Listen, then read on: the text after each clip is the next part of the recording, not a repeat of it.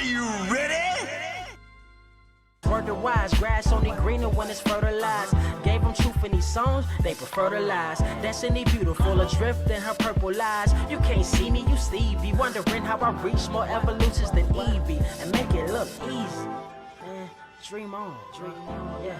Dream on, Dreamweaver.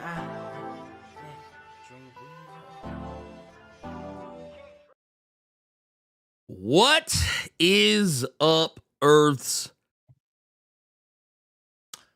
mightiest subscribers? It is your boy Ernie the Blerd Without Fear. Got the homie Carter presents. Welcome to episode 340 of the Blerd Cave, the #1 comic book stream on this or any other Earth in the multiverse that you can find, not just here on YouTube. You can find us everywhere. You can find us on Spotify, Google, a chicken wing, and pretty much anything. So we got a lot to talk about. There's some things we are not going to talk about. And we're going to leave it at that. Yeah, I know there's an elephant in the room. Go see my threads, and we'll leave it at that. But what I will say is I got to go to a hip-hop show yesterday. What show? So some of you know that the artist for Heart of the Darkness is my homie Quinn McGowan. Mm-hmm. Or as we have sometimes called, some nigga named Quinn. And he is a part of a hip hop group called Iron Mike Coalition, which has been around for a while. Back in the CD days. And you know what's crazy? I literally bought a CD for the first time in 15 years because I was replacing a CD that I originally had, and it was their CD. But yeah, I went to go see them. They were kind of like the best way I can describe them is like, what if Wu-Tang Clan was from Memphis? That's basically the best way to describe them. They're really cool people, but yeah, I got to go see them. It was a really fun show. They had a show at when you were back here in Memphis. Did you go swing by the Crosstown Concourse? Yes. Okay, so they were at the Green Room over at the over at the Crosstown Concourse. It was a really nice show. I had a really good time. But it's good to hear that the traffic has gotten better, or the roads have gotten better for them to have a whole fucking show there, though. Oh yeah, no, the streets are fine. Streets are fine. Okay, there's some neighborhoods that are still like the ones that are like really like overgrown with trees. I say overgrown, but I mean they just have way too many goddamn trees blocking sun. Because that's Memphis's answer to snow and ice is the sun. But no, yeah, streets are fine. Dude, I've been because I was laughing the other day. I went out on the streets a couple of days ago and I was like, oh yeah, I was out here driving like I stole it. So I was like, man, we good. We super good. And yeah, but it was a great show, fantastic show. And they gave tribute to some of the members who had passed away. Because like when I tell you right now, originally Iron Mike Coalition, I think they're down to like 6 or 7 members now. Not including their DJ, because I think they've had a change of DJ since the last time I had seen them. I think it was originally like 10, 12 motherfuckers. But it was, but like to listen to their music, it sounded like not saying that like they rapped like Wu-Tang Clan, but it was like the way that they would like their beat selection and like just the way they carry themselves, the way that like their stage presence, it was like watching Wu-Tang Clan on stage, because it was like you would just see a bunch of motherfuckers just like going off. But no, it was good to see. But like it was like, but it had that Memphis. It had that. It was like it was that like it wasn't like it wasn't like, oh, they sound like three. It's like it's 3-6, but like the same number of people as Wu-Tang. It's like no. These were people who were like, they weren't like mumble rappers. They weren't like auto-tune rappers. They weren't like, and even though they're Memphis rappers, they kind of had a little bit of that Memphis twang to them. But it was like, yeah, it sounded like it, but it was like no different than hip hop you would hear out of New York. Okay. Complete with scratches and all that good shit. Like the whole there was a whole point. I wish I actually had this shit transferred to my computer by now. There was a point where I was watching, and old boy was back there like cutting on the 1s and 2s, and I was like, I missed that shit. I missed that shit because I was like, just like I don't know. It's something about watching a motherfucker like just like actually like actually DJing, because they. Even back then, when I used to go to their shows, like they would have b-boying like popping off, like break dancers and shit. They'd have motherfuckers out there like pop locking and shit. This shit was cold. Okay. But yeah, I got to do that. I got to do that. You got me thinking about the last time I had a CD, and I actually was able to pull it up.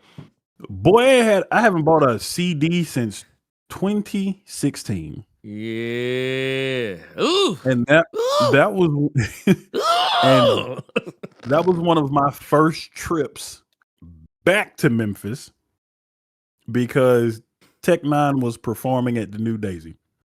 And I ended up getting his CD and Chris Calico's CD, and I got them signed. And then Chris Calico and a homeboy of mine ended up getting into a very serious back and forth over. What?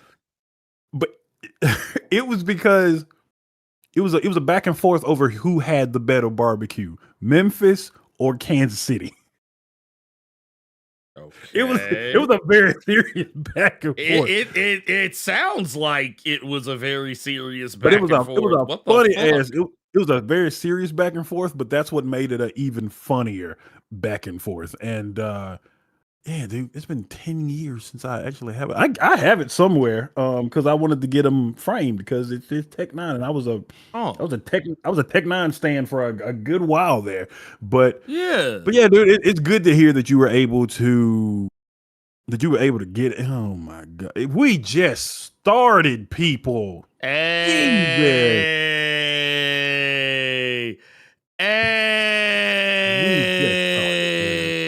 Look at that. Look at that right now. That's what we came for. That's the shit we came for. So this is our homie out here. Fluminum says, sang that funky intro, Blerd. Oh, you know I got to. Just for you, and only because you asked. Oh, man, let's see. Thank you for that.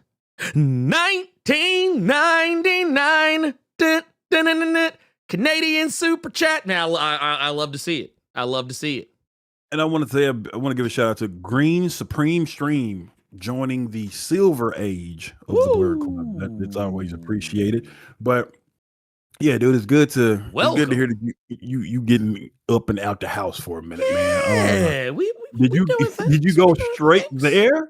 Or did you just kind of cruise around the window? Well, not too damn cold, had the windows down, but yeah, no, we ain't doing that. We ain't doing that bullshit. No, I tell you what. So what I did, it's funny you ask. I actually went to go pick up. What's that? I actually went to go pick up my stack. My stack of comics. Which actually is missing. It's actually missing a couple. No, not that stack. I was saying. But no, I actually got the most recent 2 issues of Roots of Madness. Which, by the way, I love this this one right here. Old girl getting a scalp oiled. This right here. You don't see this type of shit in comics. You really don't. Like, dude, I'm serious. I'm looking at this shit like, look at that. Oh no, I just went back to just my childhood days of seeing my mom do that with my younger sister with the pink stuff moisturizer. Yeah. And see, look, just in time for Black History Month, baby. Yeah, look at that. Oh my god. Look at that. We got it. Yeah, that is ridiculous. But yeah, Roots of Madness, y'all. Y'all need to be on this. Y'all like this ain't Marvel. This ain't DC. This ain't even Image Comics. This Ignition Press pimping. Get on it. Shout out to the GOAT, Stephanie Williams. Shout out to the GOAT, Stephanie Williams out here. Yeah, y'all know what time it is, man. Y'all know, go and get on that. Make sure y'all go hit it up. Boom, boom, bang, bop, boom, bow. Go get it. Lord. Also, I got the latest issue of Crownsville. Got that. What issue is that? Is it 5? Oh no, 3. Okay. This is 3 right here. This is Oni Press, by the way. This is Oni Press. Yes, it is. Crownsville. Yes, it is. Yeah.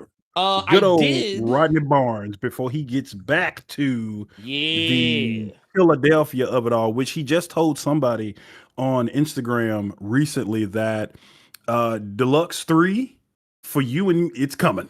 So we ain't got long to wait. We ain't got long to wait. Yes. There are going to be some issues that I skip because of a certain character that he felt like adding to Philadelphia. You forgot. That's what that. Oh, Savage Dragon. Shut your mouth. You have died there. Yeah, I got this is 3 right here. Got issue 3 right here. Got that Exquisite. Got them corpses. I can't believe this book is on issue 9 right now, dude. 9 in this economy. Come on, bro. We also got Power Fantasy. This is the 15th issue. I haven't got I was telling Carter's this is a little sidebar. I was telling Carter my shop because of all the inclement weather. A lot of Image books have not made it to the shop, so I was only able to get 15. Yeah. Also got the most recent issues of Feral right here, 19 and 20. Here it is right here. This one right here. It says after this issue, everything changes. Mm-hmm. It changed. No. The game is changing. Also, of course, y'all know I was not going to let. Oh wow! I just realized I bought 2 of the same thing. But you know what? I did it on purpose, so we're gonna run with it. I got 2 different covers. I got 2 different covers of Wonder Woman. Lies. No, That's I got you got it right. I got confused because I saw Wonder Woman on the front. So I was like, wait a minute. But no, I got the Absolute Batman and new Absolute Wonder Woman issues. Which I need to read that. I actually need to read that. I want to see how Zatanna is working. Yeah, I do want to see that. LP, Carter, you getting that deluxe Human Target hardcover? I plan on attempting. You know he is. He is. I planned on doing it last week, but I have a pile of books since Ernie is showing his stack. I have a stack behind this bit of root that I'm going to take to my comic shop and trade in, just like it's fucking GameStop.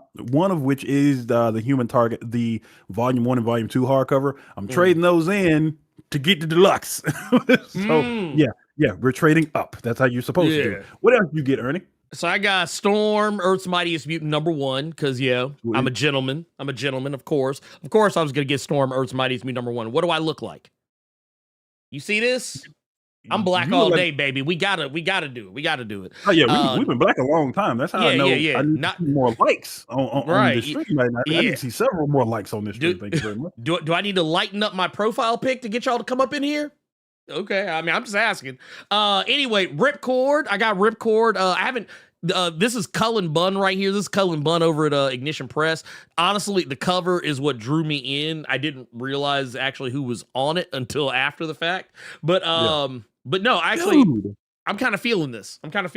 What's so wild to me about Cullen Bunn is he's doing all this Marvel stuff. He's doing all this DC stuff, and quality varies when it comes to a lot of the Cullen Bunn stuff.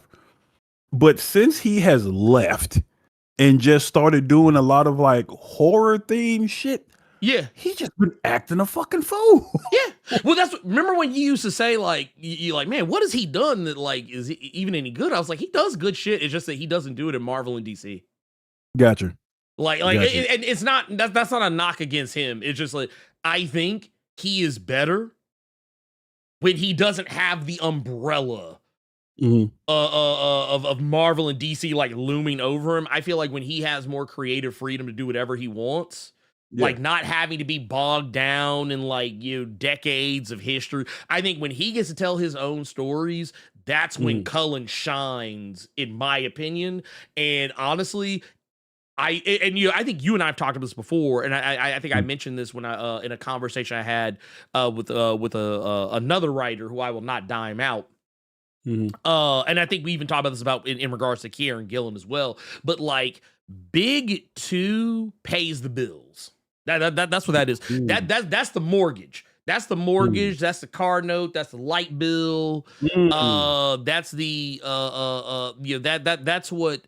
Unless you have the benefit of having like a hot title that just blows up for inexplicable reasons, a la like a Robert Kirkman's Invincible, or like a Walking Dead or something like that. Like you get a title like that, okay, now that's your mortgage and your car note and your light bill and so on and so forth. But no, I also went and got another copy of this. They Choose Violence. That boy want to look at himself on the back again. I did. I like seeing my. I like. Hold wait. Let me. Can I get it? Can I get it? Come on, camera. Do him like that. There you go. Yeah. I like seeing my name. I like seeing my name, like right up in there. Yeah. I like that. It's good to see so many people saying that they're about to go get their copies of Storm. Yes. That's good to see.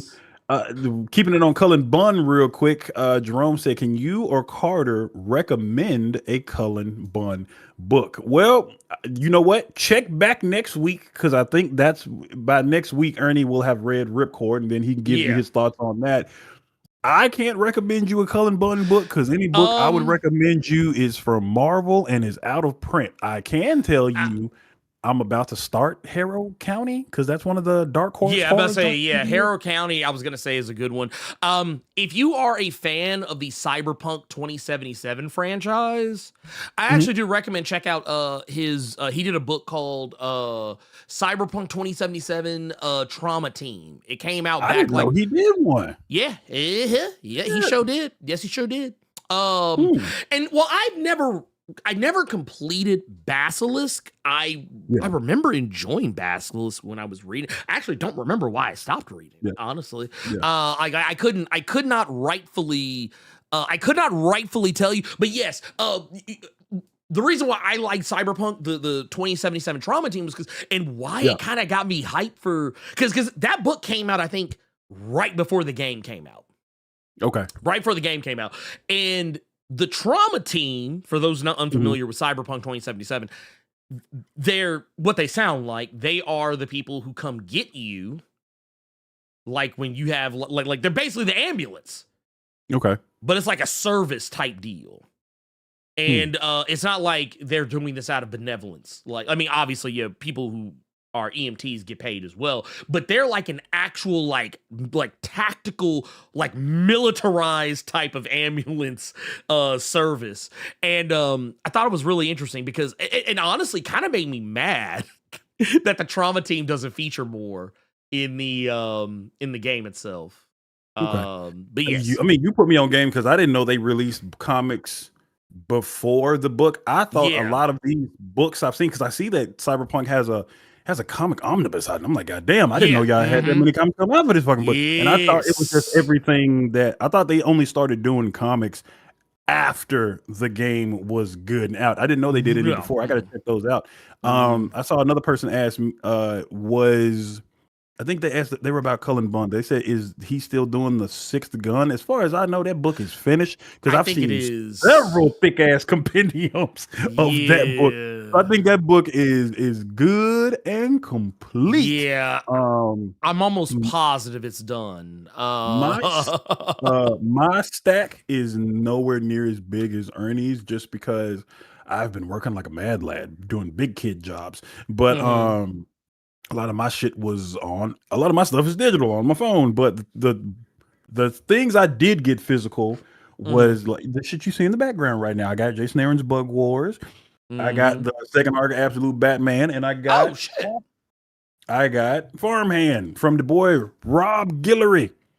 Man, out That's here. I feel like, and I told this shit to Ernie before. I didn't say it live, but I said to him, "You should do Heart of Darkness like this. You should do Oh, Ernie yeah. Carruthers Heart of the Darkness. You totally should. I should But, actually. that I think that would actually be fly if you did it like that. But yeah, this is the final trade in Oh, the Rob man. Hillary Farmhand series. This is collecting issues 21 through 26. So now I have all of it. All of it. Real quick, yeah, man. Y'all can never say we don't support our black people's writing don't and even drawing say it. Yeah, it's nah. beautiful. Yeah, no, don't y'all ever. Do not ever. Also, real quick, I want to give a shout out because your boy Gavin Guidry out here. Yeah, you can tell that Flash money done showed up. Yes, you can. Yeah, yes, you can. can. I saw the gift sub. I saw the gift sub. I saw it. Yeah, out here gifting gold memberships. God damn, Gavin, what are you doing? This man said, "Yeah, no, don't worry about that, man. I got that JSA Flash money." Also, speaking of the devil, we were talking about shit that we read today. That was actually another thing that I technically, okay, so full disclosure, part of it is I really, really want to see I don't know if y'all know this. Uh-oh. I think we should normalize. I think we should normalize keeping the JSA around, and I'm gonna tell you why. Okay. Man, JSA hitting, and it makes me more excited that Gavin's on Flash because I've really been loving his art on JSA. So, and then also seeing them covers that we looked at, I think it was like last week or the week before. I was like, you know what?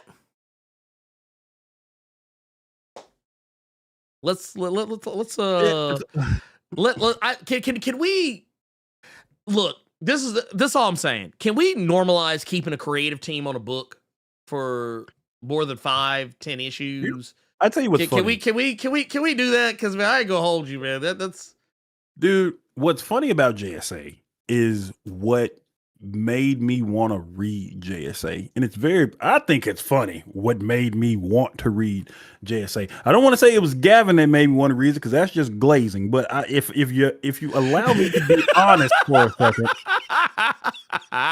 it wasn't Gavin that made me want to read it. That was just a bonus. That's a bonus. That's a bonus. You know what made me want to read JSA? Was that Black Adam movie. So I'm gonna keep it a buck with you, because I think you and I said this before. I think you and I actually said this before. They should not have called that movie Black Adam. It should have just been called Justice Society, because that movie was. I mean, yeah, it was about Black Adam, but I mean, really, it was damn near just as much about actually the Justice Society was way more interesting in that movie than Black Adam. I wanted to see something that I wanted to read some. How could I say this? Oh, there's no nice. I wanted to read something that did them better than what my eyes just got to look at.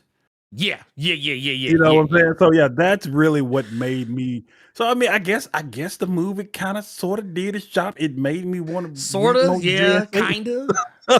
Well, so and that kind of moves me to the next thing. So just a friendly reminder. I actually finally got my copy of I went and finally got the Milestone 4th compendium. I know we talked about the fact compendium 5 is coming out this coming June. One thing that's kind of funny about this though, and I'm pretty sure this will be the case, all of the spines for the compendiums have had like a specific either Milestone character or duo or team. Fourth, I think the first one has Static, second one has Icon and Rocket, third one has Hardware, fourth one has Blood Syndicate. I'm really hoping the 5th one is going to have the Shadow Cabinet. Okay. I mean, who else would they put at this point? Now, if that ain't a segue. Oh no, 100%. So let's because that was a very smooth transition. Go ahead. So Here, let me pull these. Let me pull these other books off the shelf so I don't cause like an avalanche when I do this. So I also got the Shadow Cabinet. Got the Shadow Cabinet trade. I am both happy and pissed off. So Don't you dare! Don't you dare! I saw it too. Don't you dare! I saw it too. You better I'm keep messy. moving. I'm messy. God damn it! I'm messy. Yes. Yeah. He gonna see us be like.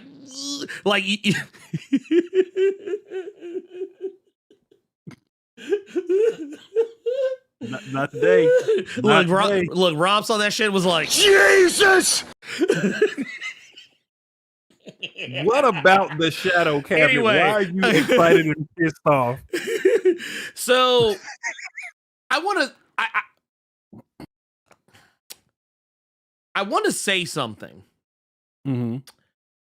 first, before I lambast. Okay. Before I lambast this book, and I want to say when I lambast, I'm not talking about the quality of the book. I'm actually more. I'm more speaking to what pisses me off about its release. This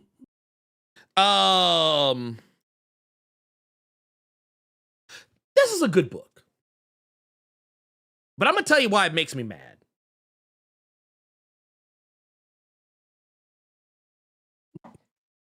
So many of you all is seeing are this about to relate to this. Yeah.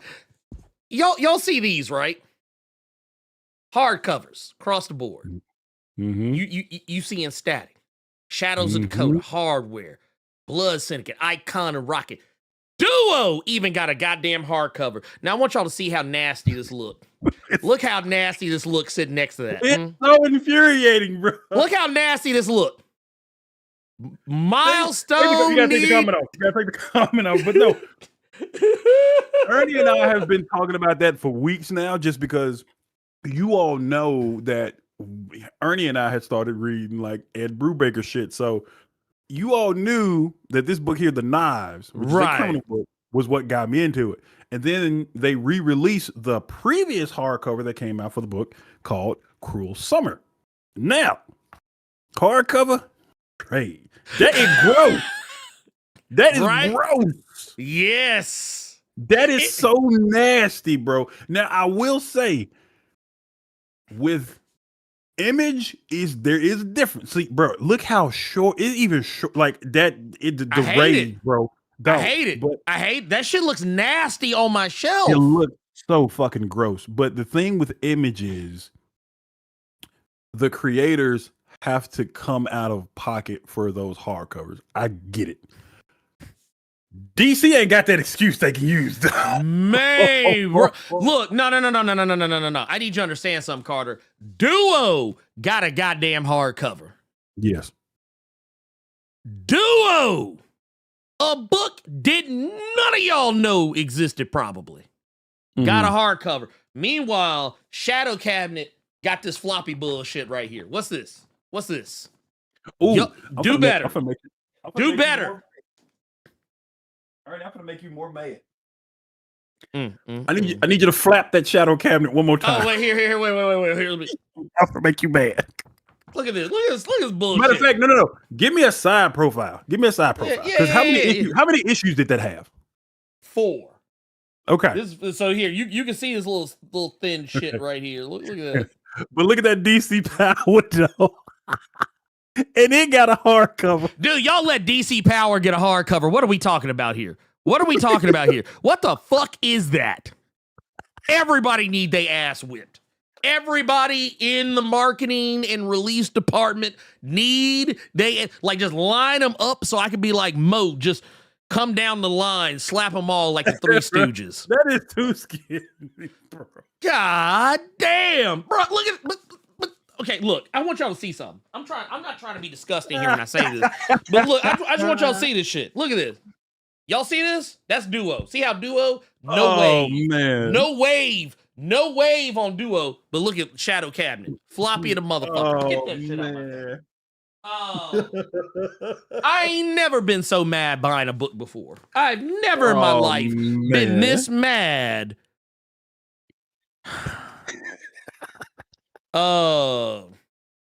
Anyway. Yeah.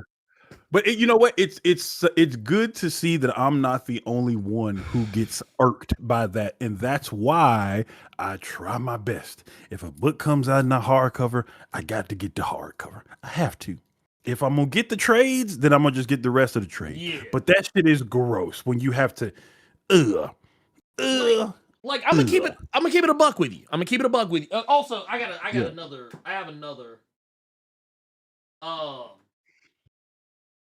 I've got another bone to pick, and this time it's with Marvel. Okay. What the fuck is this? What the fuck is this bullshit right here? What's this? Why y'all put this tiny ass text on the side of my book? I want to grab the Hickman X-Men. Dude, this shit looks so green on the shelf.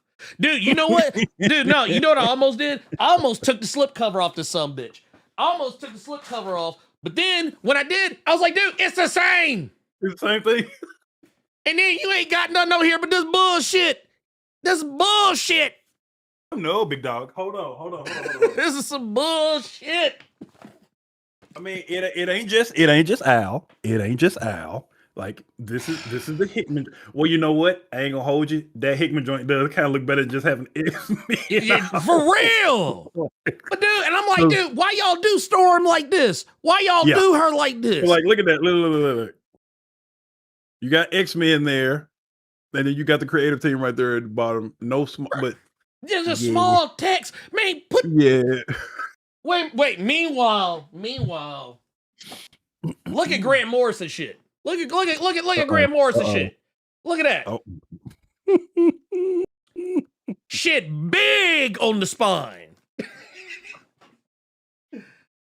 Oh, God damn it, I hate it here. Anyway, I hope y'all had fun with that. Yep.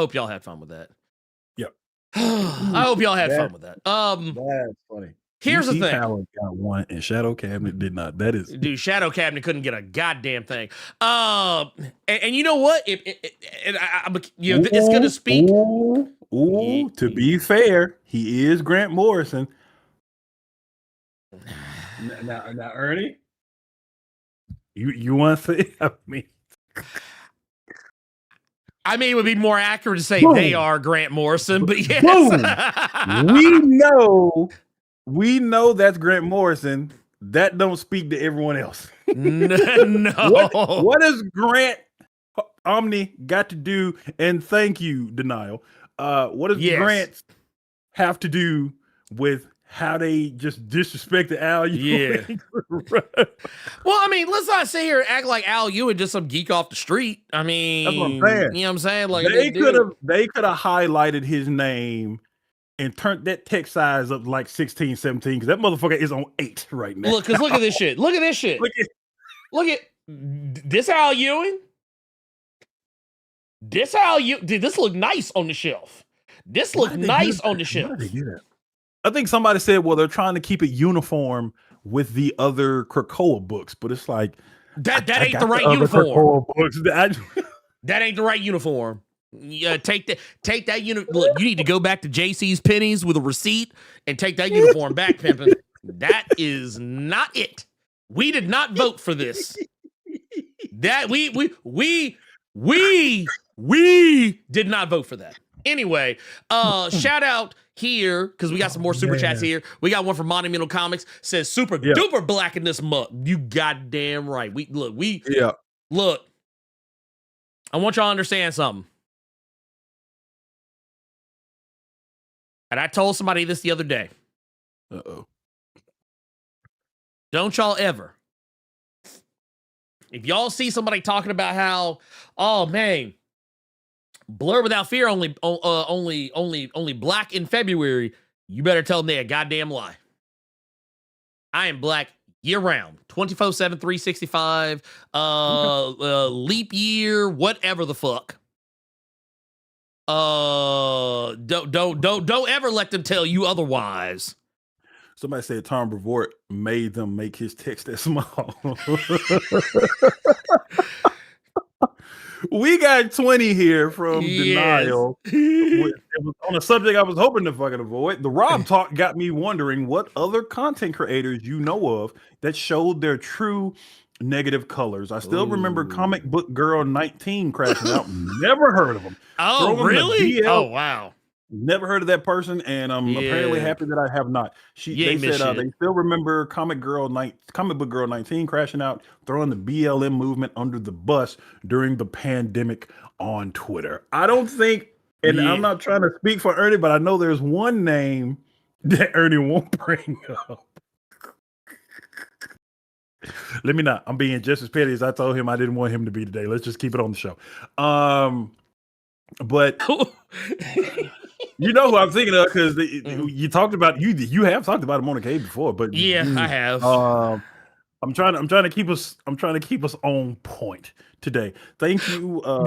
But Denial. Thank you for that 20. Do you know of any other people that showed? Because that one I'm thinking about, he didn't really show negative colors. He just copy and pasted what you did. I don't know of anybody that did like negative. So I'll say this much. For those unfamiliar, dude, talk about synchronicity. Comic Book Girl 19 showed up in my, you go to YouTube and they'll show you just a bunch of random videos, or whatever. Comic Book Girl 19, I used to follow her back in the day. She was a pretty interesting person. But like she always kind of gave me the vibe that she might be racist. And then during all the BLM, like the height of the BLM movement, she lost her fucking mind, and I was like, okay, unsub, unfollow, moving on with my life. Truth be told, I never really cared. Really, like it's kind of funny to think about in retrospect. She was kind of one of those like guilty pleasure. I don't even like using the term guilty pleasure because I feel like if you like something, you like something. But like in terms of like, why did I watch her? Like if you asked me why, like even back then, I couldn't really tell you. I think I just was trying to be supportive because like, oh, hey, it's a woman on the internet talking about comics and we don't see that a lot. So I was trying to be supportive. And I think that's ultimately what it was. But like, because I didn't even really agree with many of her takes. Most of her takes were, I'm not gonna lie, they were kind of ass. But I was like, you know what? It's a woman in the space and doing her thing, so I can't be mad at her. I don't know. She still makes content because she literally just put out a new video the other day. And I still don't know who this is. I think you ain't what I'm hearing. Yeah, what I'm hearing is I'm content and I'm good with staying and watching Sasha at Casually. That's what I'm hearing. Your time is better spent over at Casually Comics. But no, other content creators. Man, that's actually a tough one because, man, I'm not gonna hold you. Ooh, I could say one that kind of disappointed me, but they kind of cleaned it up, so I'm not gonna air them out. But like I have like there have been some times I've been talking to people and they'll say some wild shit and I'll be like, I'm gonna need you to elaborate before I drop the hammer. Wait, invite who? Who are we talking about? Inviting who? I think they're talking about Sasha. I wouldn't mind having Sasha from Casual. Yeah, I mean, I wouldn't mind talking to. Yeah, I wouldn't mind talking to Sasha. The reason why I said it the way I did because I was like, Comic Book Girl 19? No, God no. I would. Here's the problem with Casually Comics. When she will go live, that's like prime. Ernie and Carter are playing something. Like we're not. That's the only thing. We are deep into No Rest for the Wicked, or we laughing at fucking Warhammer 40K Space Marine. We just started playing World War Z again the other day, which I found out. Apparently, if you buy that Walking Dead DC, you can use it for the other chapters because it's just skins. Oh, okay. That's something. Somebody and you're welcome, Second Chronicle. He said, Carter, thank you for putting us onto the Rockefellers. Yeah, the Rockefellers has been dope. It has, man. I like it. I didn't. That's as close to Fantastic Four as I will get. One thing. I mean, you read the Terrifics, didn't you? Fair. But yeah. I mean that shit is literally just the Fantastic Four with the serial numbers filed off. You're right. But something I wanted to bring up to Ernie this week. Yes. Because we talked about it this week. We're going to get into what we're really here for, which is going to be, because this is a new month, you all are going to get a new Blerd Cave calendar of some good trades, omnis, hardcovers that are coming out this month. But one thing I talked to Ernie about, because we talked about it on a Blerd Cave before, because DC made such a big hubbub about it. It's one of the thumbnails was it was DCKO. Specifically, what came out this week was DCKO Boss Battle, which was, just to give you all a refresher, it was characters fighting people in the DCKO Tournament of Power that you are kind of surprised to see. You got Sub-Zero, you had Homelander, you had Sister Girl from Beneath the Trees Where Nobody Sees, you saw Annabelle, and then there were some other pictures. There you go. And there were some other people that weren't pictured, and so we all kind of tried to play the guessing game of who else was getting involved. So before the issue came out, I'm on Reddit, and there's a DC Comics subreddit, of course, and it was somebody that posted the spoilers who works in a comic shop of what happened in this issue, and reading what he said, I was just like, uh-oh. And then I hit up Ernie. I'm like, man, I'm reading this post. Now you got to take everything with a grain of salt, but I'm reading this, and uh-oh. And then I get a message from Ernie, and Ernie got hit with back-to-back ugliness, because both DC books he read this week was good and trash. But do you want to tell them? Because I was going off a Reddit post, which was apparently 100% factual of what it said happened in the issue. But since you are the one who read it, you want to give us a TLDR of everything we saw in DCKO Boss Battle. So, okay, it's what it comes down to is this. Is and actually, I shot a video for it. I'm debating whether or not I even want to release it, because, or even, I don't even know if I want to edit it. And I haven't even edited it yet. This will be the video. This might be your video then, because honestly, by the time I got to the end of it, I was kind of like, I don't even know if I want to put this bullshit out. I'm not mad at you. So that. So basically, and just to bring it home, to really bring it home, for the crowd that are still trying to say they never said it was going to be a tournament. Why they got this bullshit at the end of the book? Why are they using Final Four? Why are they using tournament terminology? Why did they have brackets? Fuck out of here with that bullshit. Anyway, so you know what? Yeah. Okay. So here it is. DCKO Boss Battle came out this week. You don't even have to just go into the details. Okay. DCKO Boss Battle came out this week. Ultimate Endgame #2 came out this week. And the reason I wanted to talk about these and talk to Ernie about them is because with how both ended. Ernie hadn't read Ultimate Endgame, but he said he doesn't give a shit about spoilers. I don't give a shit about the spoilers. I'm going to tell you, I'll talk about that when we get to it. But, dog, we're 2 issues in the Ultimate Endgame. We are several issues and tie-ins in the DCKO. And to me, neither one of these books are hitting right now. I'm sorry. Yeah, I'm sorry. I mean, I was already kind of checked out of Ultimate Marvel anyway, so like my opinion is not going to be as credible as Carter's. Carter was way more into it than I was, so I take that as I like honestly, I take that as my indifference is now justified.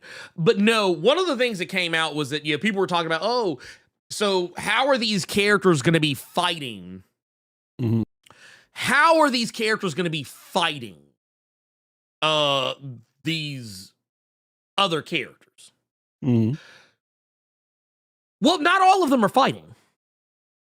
As a matter of fact, what was it? Batwoman. She meets Vampirella for one page. We do not see Vampirella and Batwoman fighting each other again, at least not until later in the issue. And it's when everybody is on the page interacting with each other. Like this page right here, Batwoman pulling up on Vampirella, very likely on Draculon or New Draculon or wherever the fuck Vampirella lives now. And it's like, okay, you just set up a very interesting interaction. Mhm. And then it's like, okay, after that, there's like there's nothing. Like this is the next page. We move over, and now it's Star Sapphire and Sabrina the Teenage Witch, and something very similar happens. They're not really fighting. Like they're like this isn't a boss battle. Like honestly, boss battle is such a misnomer for this book. Like it should not have been called boss battle. Like because here's the thing, you're setting up unfair expectations. When you tell me, like, okay, let's take it back to the top. When I pick up a book and it says, oh, boss battle, oh, I'm thinking, oh shit, we about to throw down. You said boss battle. Challengers from beyond the DC. Right. It's like, no. Like, okay, I'm gonna tell you what, Red Sonja and Wonder Woman equally as nasty because they just are farmed for like 2 or 3 pages which is just disgusting to think about. Like it just in terms of the fact that like you had an opportunity to, you know what, I actually am going to release that video because I actually had a really good point that I made in it. So yes, it actually kind of ties back to this. But like when you get the scene right here where it's like Wonder Woman and Red Sonja getting ready to throw down in a gladiatorial arena, I was like, dude, this is the shit I would pay money for, because now you've got 2 of the baddest women in comics getting ready to have a brawl for it all. And while, yeah, they're swinging on each other, it's still like, okay, right here, this is like, you're basically getting like, okay, block, dodge, deflect. Okay, you get one little, Red Sonja gets to get a jab in. Okay, she gets to get a jab in. And then the next page, Wonder Woman gets to get a jab in. And kind of not really. Like, not even a jab. She just gets to do like the little bracer thing and knock Red Sonja back. And the thing is, I'm not saying I think Red Sonja would have like beaten Wonder Woman or anything like that, or had a chance to beat Wonder Woman. But the thing is, you know what this is, Carter? This is wrestling. This is wrestling when 2 promotions end up going against one another. No one is going to come out the winner. And the reason why is because none of the other companies, I feel, wanted their characters to be made to look weak. Because I'm going to keep it a buck with you. For the most part, a lot of people are going to be getting to know some of these characters for the first time. Yeah. Like, you're like, oh, we don't want anybody shitting on Sabrina the Teenage Witch or shitting on Vampirella or shitting on Red Sonja. Now, the like, kudos to NetherRealm, because they clearly did not give a fuck. Kudos NetherRealm, they clearly didn't give a fuck because what was it? When Sub-Zero gets tore off rip. Like just off rip. Just suddenly, I was like, man, why y'all now, to be fair, it's Black Lightning and Plastic Man, so of course they are going to shit on Sub-Zero in a 2-on-1 handicap match. Now, when Scorpion comes into play, that's another story. Yeah. But and even then, it's still not definitive because Black Lightning catches the the harpoon, but it actually doesn't really like pierce him. It basically like grazes him. Because you can like here, and I'll even kind of show you what I'm talking about here. Like you can kind of see it like right there. It doesn't go through him. It just goes past him. It just goes past him. Now, it nicked him. Because then it goes on and like, Plastic Man's like, bitch, I am a harpoon. Okay. And then you see there. Not you, Ernie, but yeah, Sub-Zero and Scorpion would pack them up for real. Black Lightning, maybe. Plastic Man, shit. Dude, okay, I'm gonna keep it a band with you. I'm gonna keep it a band with you. Not even Black Lightning. Black Lightning is basically Raiden. Yeah, that's fair. That's fair. Black Lightning is Raiden Unchained. That's fair. There is no universe where either Scorpion or Sub-Zero beat Black Lightning. Even 2-on-1. Even 2-on-1. They are not, I'm sorry. Black Lightning is tournament banned. Oh shit! No. Plastic Man is tournament banned. Yeah. I've seen too many recent comics with him now I have a full understanding of how cheap he is. Yes, as a character. Plastic Man is stupid. But please continue. But no. But even go back. Look at this. Look how he just no soul Scorpion's, not Scorpion, Sub-Zero's, little frost beam. Little ice beam. He was just like, anyway. It was almost like somebody knocked down the Undertaker, and the Undertaker just go like, I was like, bro, stop that shit. But no, this okay. I'm gonna tell you the biggest sin though this book makes. Yeah, you had one job and you failed. You had Superman and Homelander. And what did you do with it? You made Superman struggle to fight Homelander. Now, some people might not see it that way. Some people might be like, well, no, man, he was fighting him like he would fight anybody else. I actually made the argument. I feel like he fought Black Lightning harder the first time he met him, and he didn't even know Black Lightning was a regular-ass dude. Some of y'all may not remember this. Back in the day in the 70s when Superman showed up in the Black Lightning comic, back in like 71? Yeah. Superman was fighting Black Lightning like he was fighting Doomsday.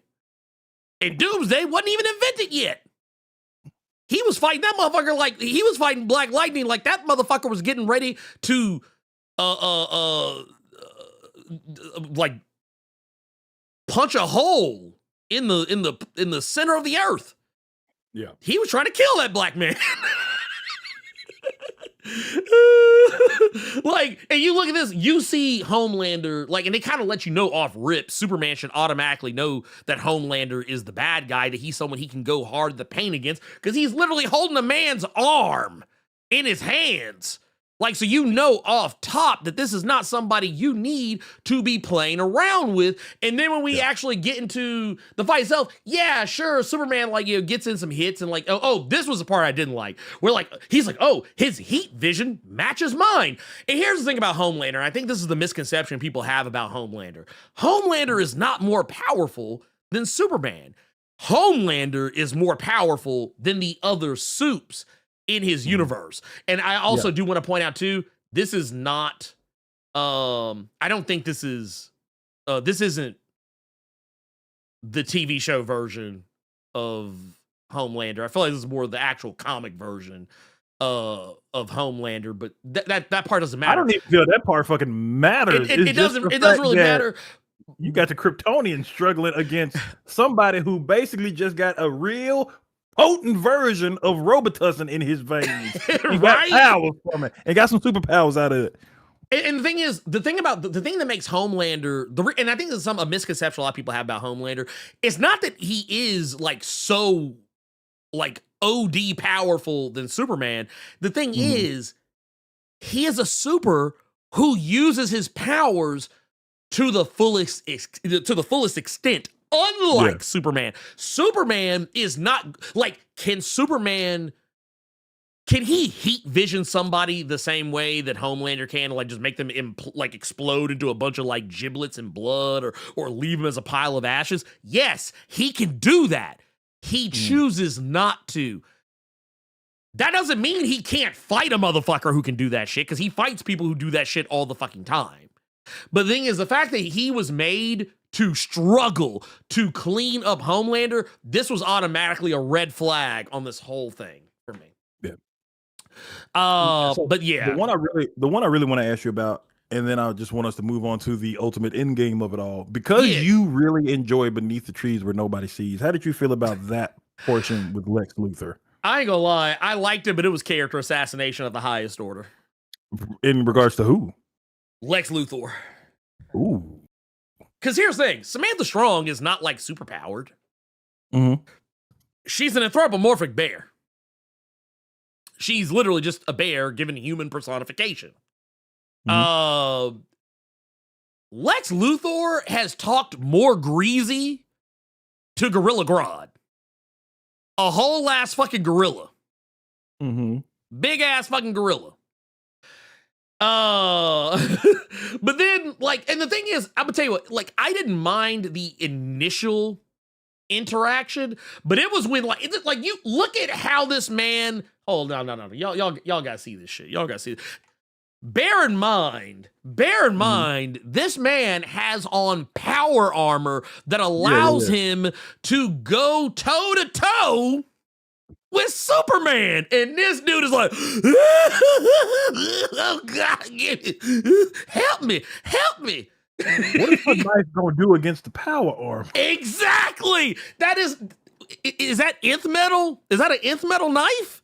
Is that vibranium that she got? Like, God, look, I love Beneath the Trees Where Nobody Sees as much as anybody else, and I love, I stand a strong bear queen. But no, this is fucking ridiculous. Like, it is patented. Like, it's funny. Like, don't get me wrong. I'm laughing. I'm having a good time.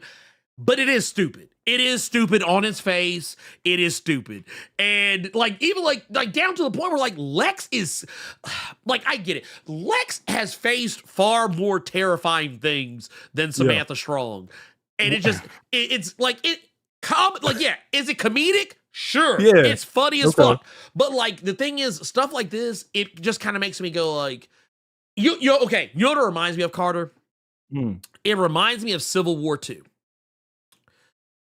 Characters being written a certain way just to suit whatever the story is that the writer wants to tell, regardless of whether it makes sense. Case in point, having Lex Luthor, Lex Luthor under normal circumstances has talked crazier to people way more scary than Samantha Strong. And yet, he's sitting up here looking like a whole bitch. So let me ask you this thing. Because you are saying that this was funny, and they did make Lex look a certain way. Was this portion, because I don't know how many pages it was, but was this portion like 3, worth? I think something like that. Was this worth the price of admission for that whole comic? No. No. But here, I'm gonna be fair about something. I'm gonna tell you what I thought was the dumbest thing in this book. The Joker part? Yes. Yeah. The Joker shit. Like, honestly,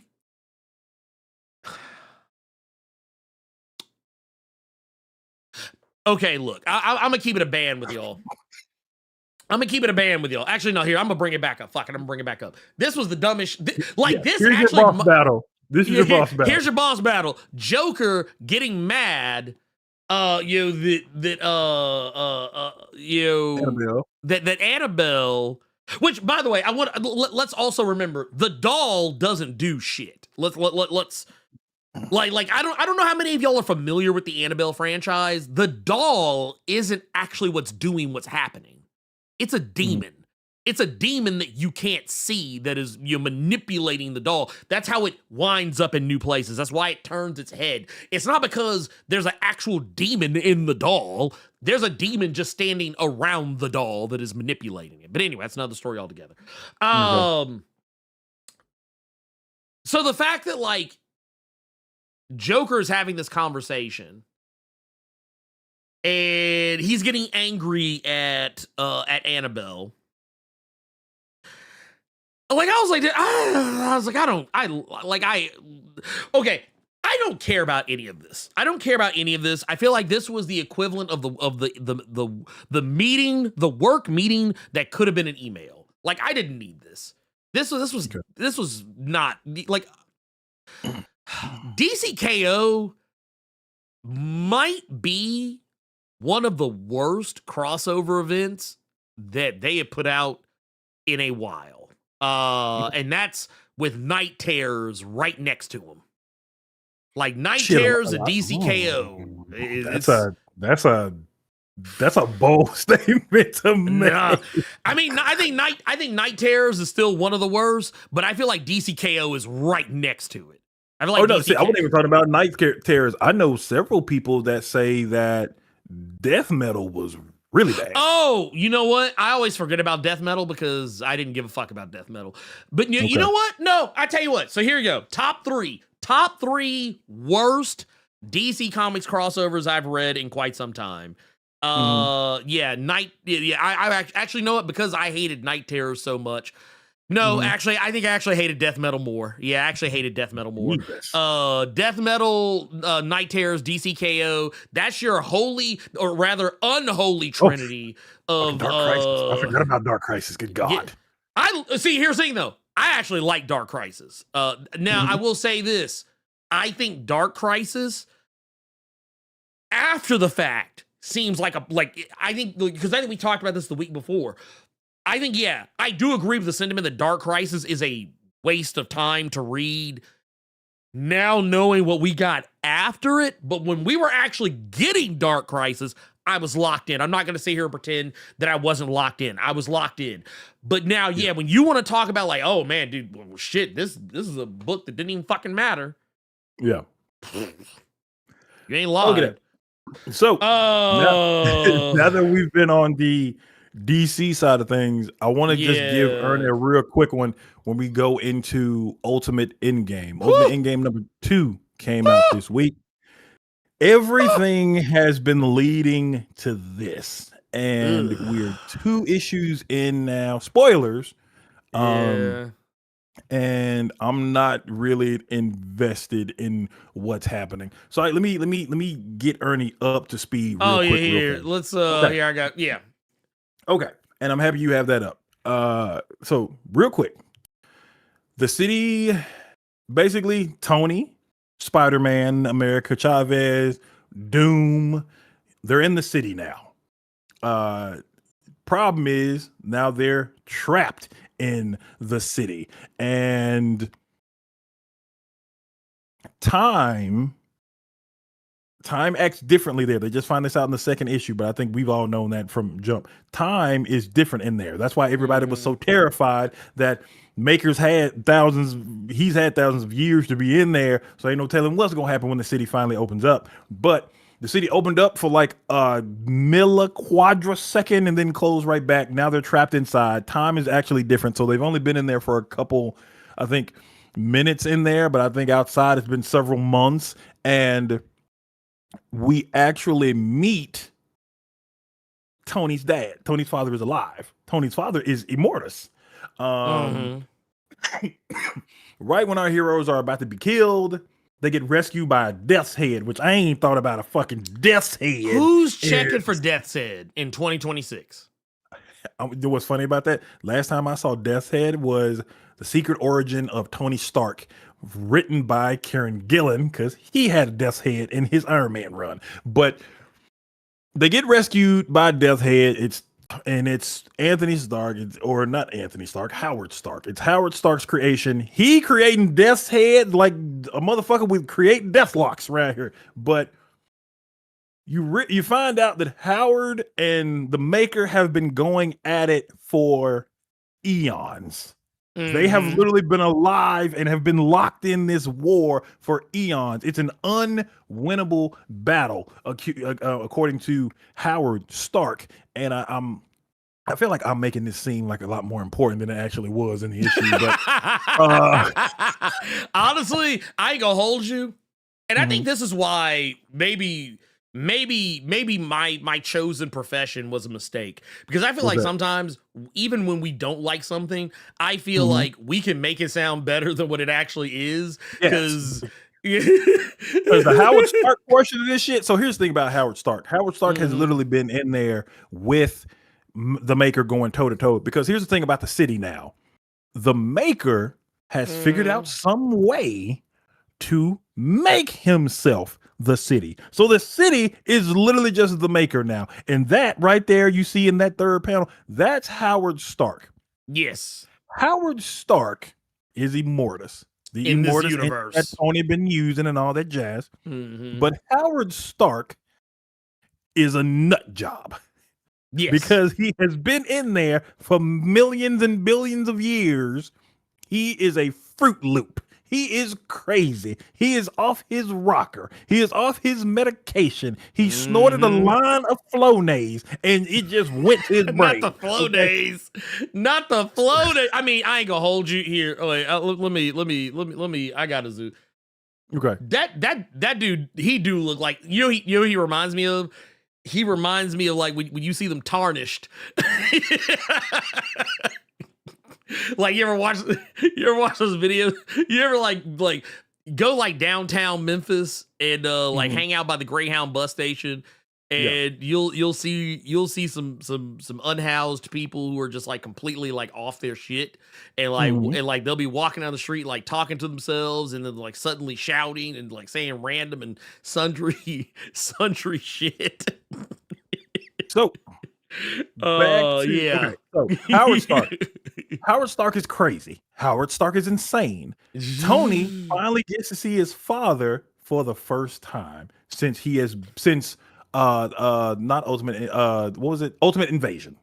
Since Howard sacrificed himself. Like hobo with a shotgun. Yes. Yeah, I saw that one too. Honestly, that was one of the first things that popped into my head too, because there's like a full shot of Howard hobo with a shotgun. I did pop into my head. But Gwildor's brother. Wow. Who said that?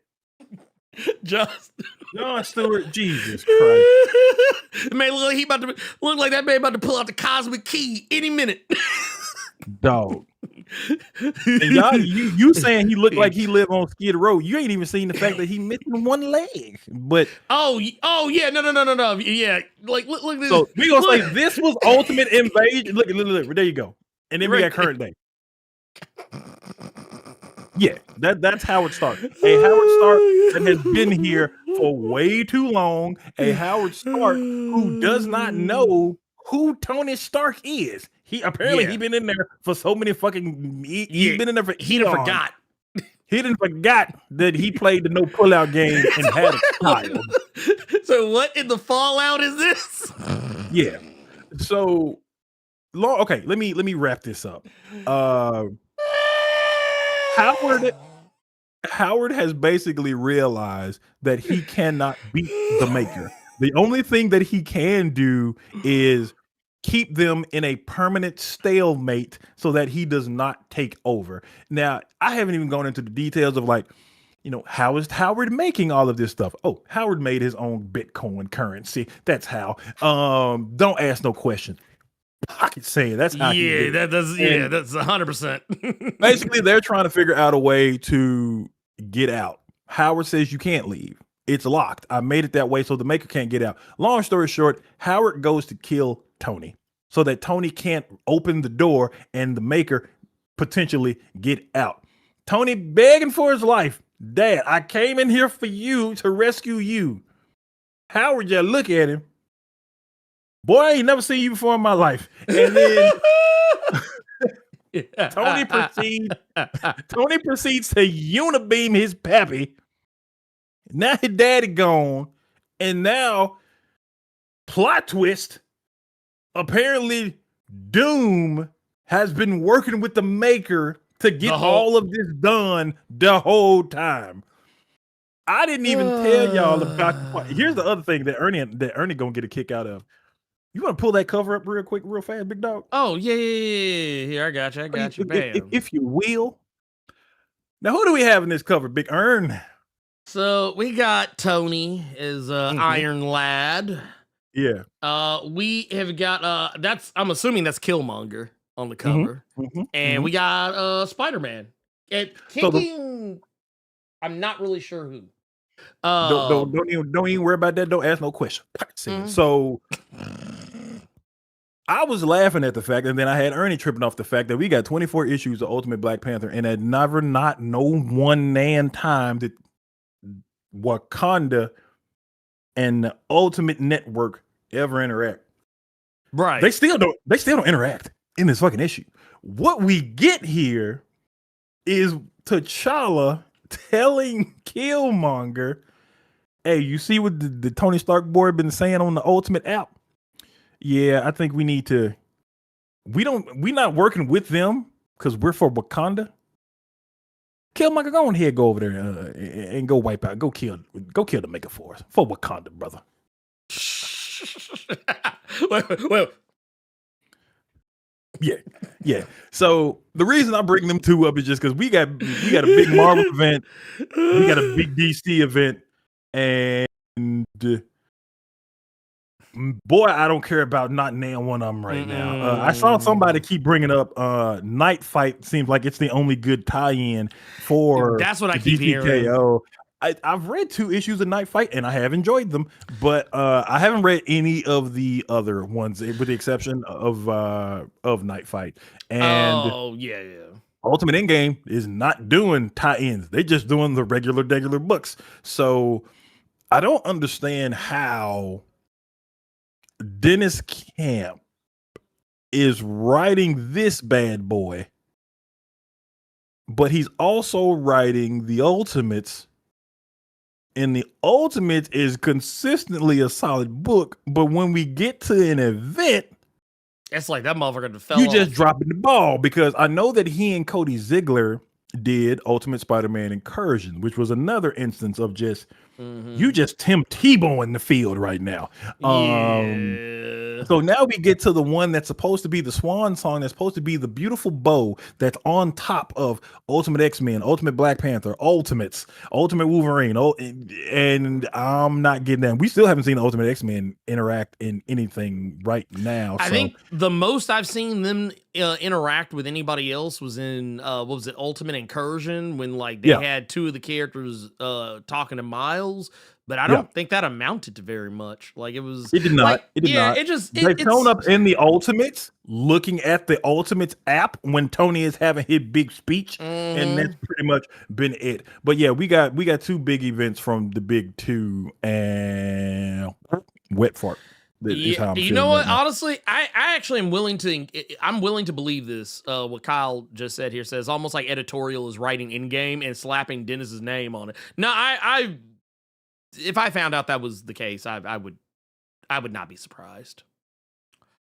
I'm sorry. I feel like DC has better books. And I think that I think that honestly, and this is maybe a good case study as to why maybe instead of trying to have like a new crossover, new mega event like every 2 to 3 months, maybe we should just have one. Because I feel like by the law of averages is not averaging in DC's favor on this, where it feels like they'll have a good crossover and then they'll have like 3 or 4 bad ones, like back to back. Like, because what was the year we had? I forget what was before. What was the last crossover before Night Terrors? Was it Death Metal? I think that was Future's End, or like Future State. Yeah. You're right. It's Future State. Yeah. And honestly, man, that ought to tell you something that I don't remember Future State at all, hardly. And I was there for it. Jesus Christ. So yeah, like you're gonna have like several bad ones in a row, and then you'll get a good one. Then you have another several bad ones in a row, and then you'll get a good one. Maybe this should be a sign that maybe you should cut back on them bad boys. I mean, I just sent you an image. This is what you see on the next page of Ultimate Endgame number 2. This is the cast that's going to be in the issue. One thing you gonna crack up off of if you want to pull that up real quick. So this is the cast. Yeah, here I got it right here. I already. Yeah, here. Let me. Okay. So when you normally see this in an issue, this is everybody you're gonna see when you're reading this issue of the comic right now. Mm-hmm. You see that second row, starting it with Giant Man and Hank Pym. You see that? Yeah, second row, because I was about to say, I know good and goddamn well, I don't think I saw Luke Cage. So here's the thing. With the exception of Spider-Man, never ever one of them motherfuckers show up in this issue. Okay, now you can get it out of here. Down? Can you scroll down? Can you scroll down? Now look at all the villains that we gonna see in this issue right here. Here's the thing though. Ain't none of the motherfuckers popping up in issue 2 of this book at all. So okay, and I'm gonna tell you, and I'm gonna tell you what's nasty work about this. This is at the beginning of the book. Yes. This is like one of the first pages you're gonna see. So you're gonna pick up this book and you'll be like, oh shit. Oh yeah, man. Like look, because I'm gonna tell you, this is how I do. Like, oh shit, man. I'm gonna see, oh bruh. Luke and Black Panther and them. Oh man, dude, the Hulk gonna show up. Oh man, this gonna be nasty. Pocket sand, nigga. Get this shit up out my face. Yeah, no, I can't. I hate this shit. This is like, man. This camp. You got to tighten up, big dog. You got to tighten up, big dog. Can I keep it a band? What's that? Can I keep it a band? Please. I think maybe Dennis was right.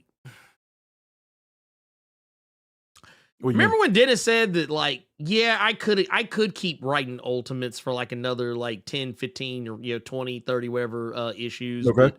But he's like, but he said he felt that like he knew in his heart that those stories weren't going to be as good. I think he was right. I know where you're going. Oh, yeah. I think he might have crept up on that. I think he might have crept up on that. Damn. I think he might have crept up on that. Well, fingers crossed that his Vertigo book goes well. I'll say that. But before we forget, we do have we do need to read. I got one right here. Bam. All right, Fearless Mo with the. In summary, weeks of book across multiple titles leading to nothing. Yes, and then finding out the stories didn't make an iota of a difference. God Thanks. I ain't heard iota in a minute. Man, what you just said. I love it. Thanks for the. I think he's saying thanks for the pie money. Get ready for the next crossover next week, right? Man. I'm hoping that next week for DCKO turns into something. I think it might actually be an issue. Or no, it won't. I think it'll be more tie-ins. I think they're gonna stretch it out since we're gonna see the absolute people fighting the mainline. I feel like they're gonna stretch that out to maybe like the end of the month or something. But when it comes to Ultimate Endgame, man, Ultimate Black Panther out the way. Now is the time to see what is X-Men gonna do, what is Ultimate's gonna do. I know that Ultimate Wolverine came out this week, but I hadn't finished reading that one yet. I'm good. I'm good. You wanted to bring up well, we'll talk about that later. But Gizmo, thank you again for that 1999. I feel like there was a one before that. I got a couple more. I got a few more. I'm gonna bring them up. Real quick. Thank you for that. 1999. Super chat. And we also got real quick, I don't want this one to get lost. We got Devon Dynamo with the 48. First off, got Devon Dynamo with the 48 months of the Blerd Club Silver. This is from a little bit earlier, but I think I know it's in reference to the nasty events. Yeah, talk about the nasty events that Ernie ain't lied. All these are, and I'm pretty sure it's a poop emoji. Yes, it's a poop emoji. But yeah, no, it just, I'm sorry, but man, this ain't it. I wish it was, but it ain't. Yeah. If it was, I would say. I wouldn't lie about that. Thank you for the 48. And also, we have got Stealth. We got Stealth here. It says, it's been a minute, y'all boys. Just showing love. Hey, we appreciate you. Good to see you back. Because, it has been a minute, dude. I'm trying to think of the last time I saw you up in here. Bruh, what is going on? Hey, but we're glad you're back. Stealth came in here, but was very loud with the 5 that he gave us. Hey, I appreciate it. 915 with a 5. He said he finally checked out both Witchblade and The Darkness, and I'm locked in now. Have you guys read the new reboot? It's 2 issues in. He's talking specifically about The Darkness. I have, and it's more darkness. Yeah, basically. I don't mean that as a negative. It's not a negative. No. But when I heard that Silvestri was going to do like this whole reboot or he was going to just change it up, I remember when they tried it with Witchblade a couple of years ago, and then that book, I think it only lasted like 4 or 5 issues, and then they did it again. So Johnny has, or Jackie, excuse me, Jackie has popped up in the Witchblade book just to get you prepared for him to be coming back in The Darkness. But 2 issues in, and it's very small changes. They're changes, but it's been very small changes. Not like it's not like a DC app. It's not like an absolute. I'll say that. Right, That's what I was expecting when I heard this. Like they were going to update some shit. Yeah. And I will say the changes are very small, but I mean, I've enjoyed the 2 issues that we have gotten. So I need to read Witchblade, but I really do need to read more Witchblade, because anytime I think about the Witchblade, I just think of that fucking movie I saw on WB one night. Don't you laugh at me, Ernie. But I know what you're talking about. It's all right. Yeah, it's all right. It's all right. I do want to go back because apparently I missed some stuff earlier. Like I didn't see it till I did a little refresh. But yes, thank you for that 5. We also got Romy Forever 99 with the 5. Says, what up, Blerd Koa? It's Black History Month, where it's bliggity bliggity black 24/7. At least till March, that is. Let the pandering begin. Yeah, no, it's that is also kind of tied to some shit we're going to talk about here in a minute. And also, thank you, Devon Dynamo, for the Blerd Club Gold getting gifted out. We appreciate it. We love to see that. We love to see it. I was like, wow, I missed that earlier. I can't believe I missed those. And here I'm going back just to make sure I don't miss anything else, because apparently there are some that I have not seen. That said, let's see. Oh, yep, and we got another one. Yeah, this is another one that let me go back. Because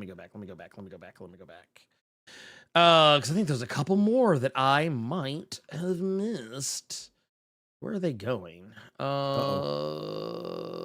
might have to yeah, I'm probably gonna have to pull up something to pull some of these. I can read this one from Denial while you're doing that. Yeah. Go ahead. We got another 10 from Denial. He said, let's keep it honest. How bad are Marvel gonna fail the new Wonder Man in that Ultimate Impact debut?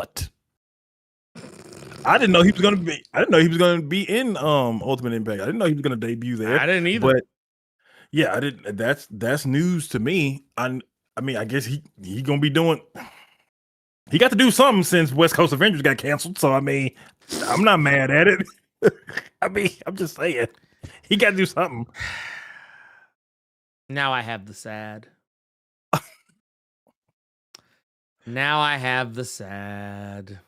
Where do they go? Like, dude, it's like some of these a bit. Well, no, because I would tell you what happened. I think I accidentally, I've been really good about pinning some of these, and some of them have just been dis-a-fucking-peering, but okay, we'll just pull it up this way.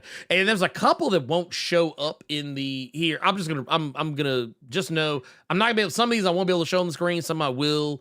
Like I said, because for whatever reason this thing's kind of hoeing me out. But Ed Boy in the cut says, let's see. Oh wait, no, because that's stealth. Never mind. The name was different, so we did actually catch that one. Okay, y'all had me like paranoid for a second that I missed something. Lord. But no, let's get to the next thing, because there's a lot for us to kind of carry on into. One of these being some of these new books that are coming out. Some of these new books. We got new books coming out. And one of these, I'm actually kind of shocked this trade is dropping as fast as it did. Because I feel like and to be fair, I think a lot of companies are getting way better about getting quicker on the turnaround. Yeah. But we've got Something's Killing the Children, Volume 9. God damn, Volume 9. Shit. Love to see shit like that. Love seeing shit like that. And this is a little bit of a weird one. I feel like they're actually kind of like I feel like the blurb is kind of misleading.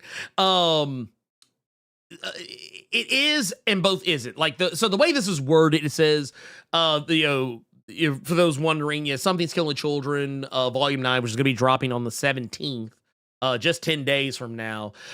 They say that Erica Slaughter's secret backstory is finally revealed in 5 standalone stories revealing her early missions as a monster hunter, the untold hidden history of Erica Slaughter, before the Archer's Peak saga, before Cutter, before the betrayals and the blood and darkness. Erica Slaughter had one purpose: to hunt monsters. The Eisner Award-winning series continues in this special arc of standalone stories, which, first, I'm gonna stop them right there. That's actually not true. Issues 41 and 45 are not standalone stories. It's actually one solid story. It's and it's actually not it is about Erica. It's actually more about her mentor, Jessica.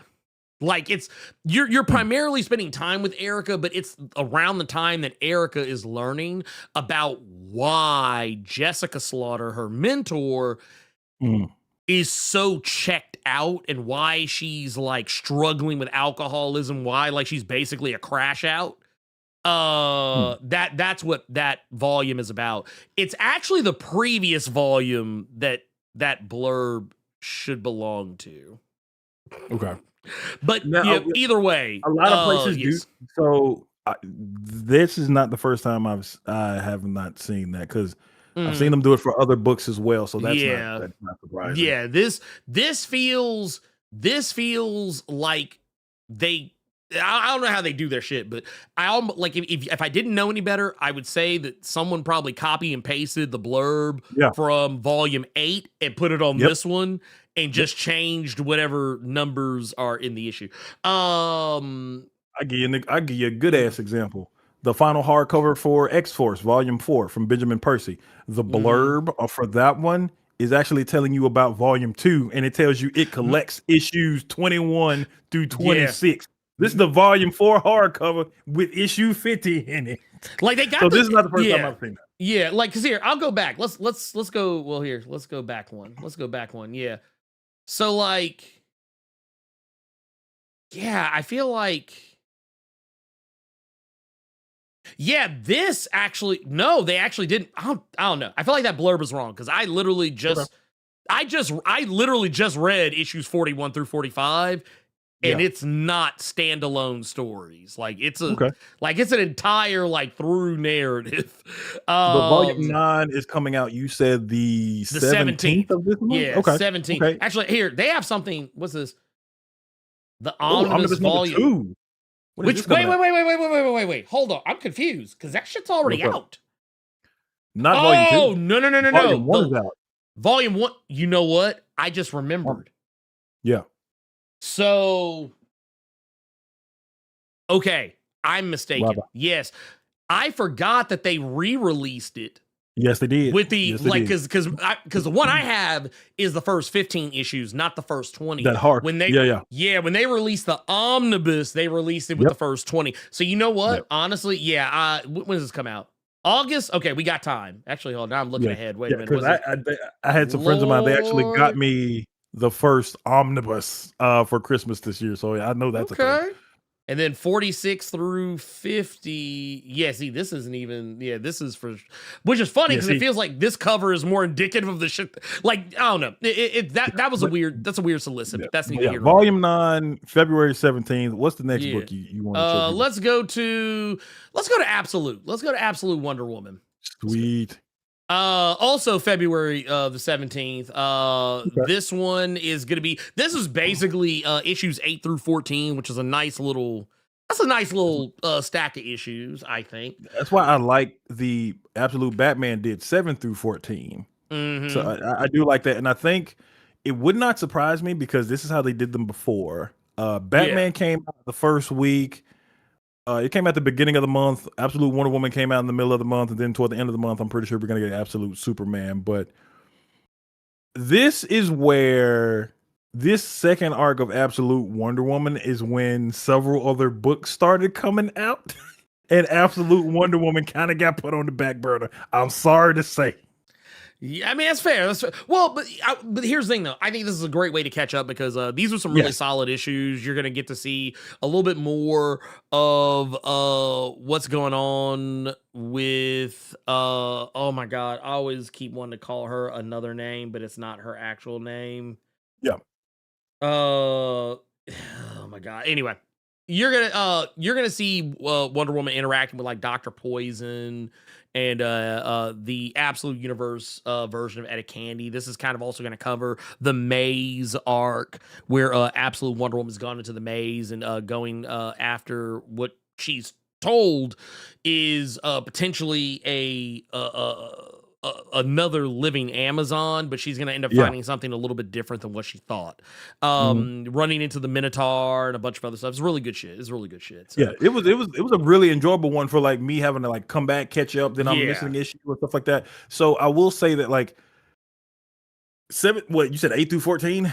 Yeah, 8 through 14. So yeah, that's not bad. Oh, that's not bad. No, that's not bad at all. So nah, I will say that like even though I was reading other books and Absolute Wonder Woman kind of went on the back burner, Absolute Wonder Woman is so good that hardcover is getting bought day of. Oh no, that's so I'm saying. So yeah, damn man, I was far behind, but it's actually cool because I can buy that hardcover and be surprised for everything. So real. Yeah, that's cool. That's cool. That is cool. Real. Please believe this is getting bought. Also, this is another one. This is one of the personal favorites of Carter. So I definitely wanted to get this talked about. We got Tin Can Society coming out on February 18th. Okay, great little story from Rick Remender's imprint Giant Generator of black kid. He has a group of friends. He has spina bifida.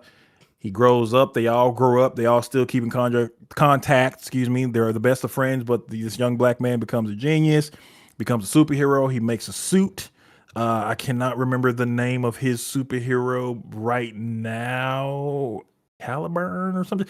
Anyway, he grows up. He's like Tony Stark without the ego, just a good, genuine brother. He's a superhero now, and he gets murdered. And the story is this group of friends coming together because they all kind of split off almost, or they all had things that happened with them when they were younger, but now they're all trying to come together to figure out who killed one of the nicest, most genuine, just the coolest friend that they had. It was 9 issues, and I'm actually shocked that this has a solicit and is actually coming out on the 18th because shit, the main series it was having fucking delays. I'm shocked that the trade is coming out so quick. I mean, yeah, I'm cool if it's coming out on the 18th. It's getting bought. That's one of them ones where, put it like this: the Tin Can Society was something I really enjoyed, including the ending of the book. To where I'm not ordering that book online, even though the in stock discount would be great. I'm going to a comic shop to pick that up because I want to read that motherfucker the same day that I buy it again. That was that was a really, really enjoyable story from Image. Oh yeah, no, I was actually surprised. I mean, I shouldn't be surprised. I mean, it's Rick Remender, but I mean, yeah, still. Well, he's not writing it. He's not writing. It's under his. Oh, it's imprint. Peter. Yeah, Peter Warren. It's under his imprint. Yeah, it's Peter Warren. It's Peter Warren writing. That's another one. I'm actually familiar with Peter Warren. So that really good art too. Really good art on that story. Well, I'm about to say, who is that on there? Oh, of course it's. Yeah, of course it's Francesco Mobili and Chris Chuckery. So I mean, you're gonna get some good shit. Speaking of good story, the next one we got just in time for Black History Month, damn near when it's over. Mr. Terrific Year 1, because you got to remember, y'all, don't ever forget.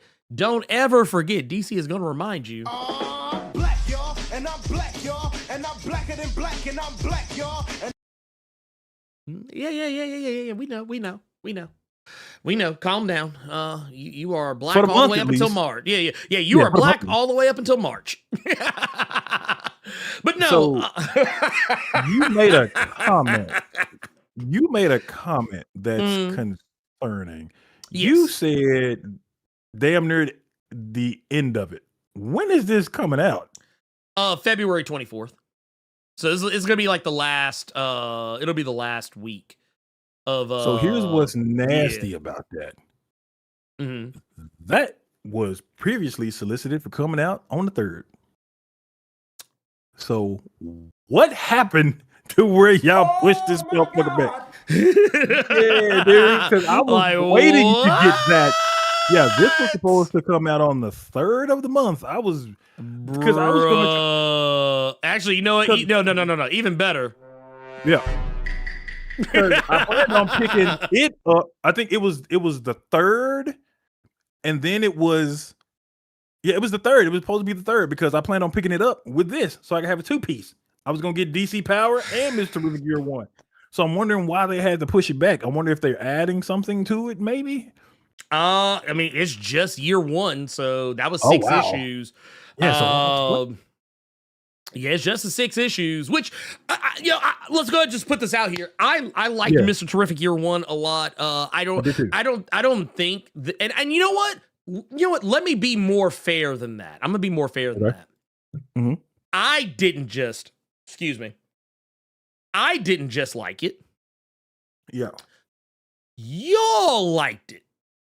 Because it was our winner of Earth's Mightiest Limited Series at the Blerd Awards. So, y'all clearly liked it a lot. So I think that says a lot. I think that actually says everything you need to know right there. So yes, our Earth's Mightiest Limited Series winner of 2025 is coming out in trade format on February the 24th, the ass into Black History Month. But this was a good book. I mean, I don't think that it's a surprise what this book is about. I mean, it's quite literally called Year 1. This is very much a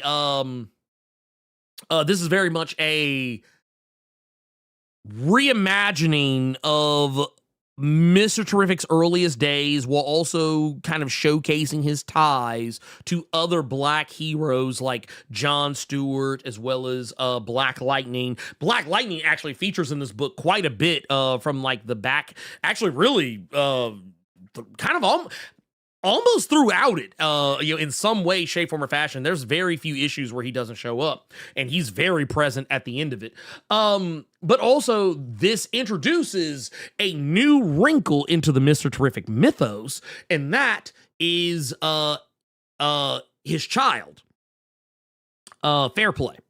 And you get to learn how basically, I would say if you are someone who is interested in that and you want to learn more about Mr. Terrific and you want to know more about his son Fairplay, this is literally required reading. Yeah. Because this is how you get the origin, this is how you get the setup, this is how you get the knowledge, everything. This book is, like I said, it's great. It's great. And not to mention, it's got a solid creative team on it. Like you can see down here, Al Letson, Edwin Gallman, Valentine Delandro. I mean, like I said, you just go down the list. Lucas Gattoni, Marissa Luis. Like I said, it's literally just great shit all the way across the fucking board. And World Design also on letters as well. Like I said, I'm just putting that out there. This is still like, all bullshit aside, all my jokes aside about DC's weak limp dick Black History Month energy. I still say this is a really nice offering. Now that I've said that, you know what? I was gonna save this for last, but I'm not. I'm actually gonna go ahead and get into it now. Let's go ahead and get into it now. Let's talk about, this is not a trade or an omnibus. This is the one shot that's coming out. Y'all saw me make a video about it. This is the 48-page new history of DC Universe, the Dakota Incident one shot. You're probably asking yourself, well, wait a minute, Blerd, why are you talking about this? You were supposed to be talking about trades and omnis and shit.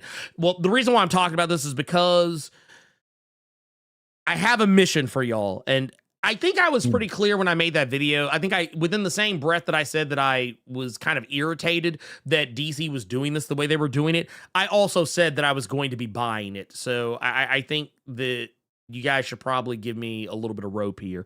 But this book, who's going to have some people who I really respect on it. Like, once again, you're going to see Edwin Gallman, you're going to see Valentine Delandro. You're going to see Marissa Lewis. You're also going to see friends of the channel, Joseph Illidge and Stephanie Williams. You're going to see Nicholas Draper-Ivey, Morgan Hampton. You're going to see Steven Segovia. You're going to see a lot of different people in this book. And it's also going to be the book that's going to, for all intents and purposes,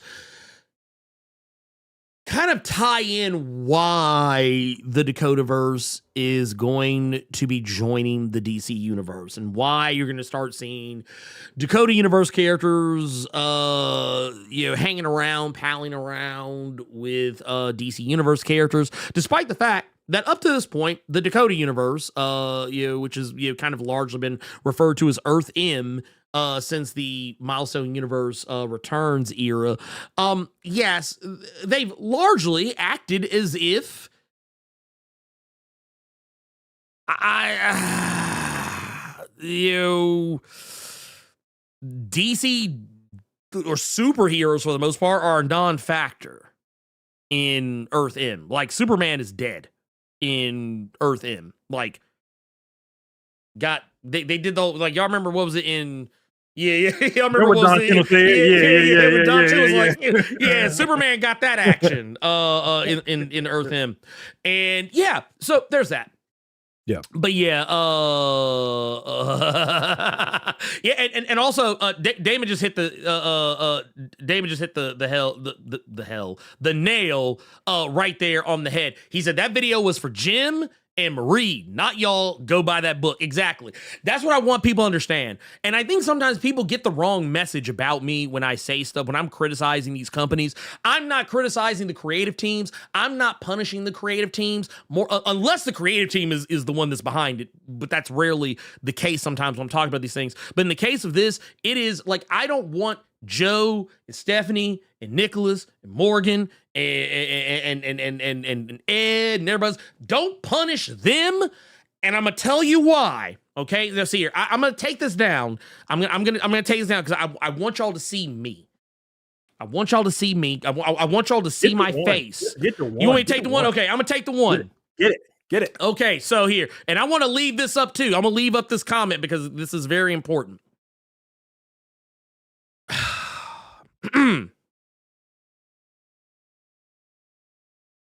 Y'all need to go buy this book, and I'm gonna tell you why. You need to go buy this book because if you want to see more Milestone media, if you want to see Static, you want to see Icon and Hardware, you want to see you want to see all these heroes. You want to see all these Dakotaverse heroes. If y'all don't buy this book, I want y'all to understand what I'm saying. What I'm about to say is not hyperbole. What I'm about to say is not rumor or conjecture. It is not even a maybe. You can take what I'm about to say to the fucking bank. If y'all don't go out and buy this book,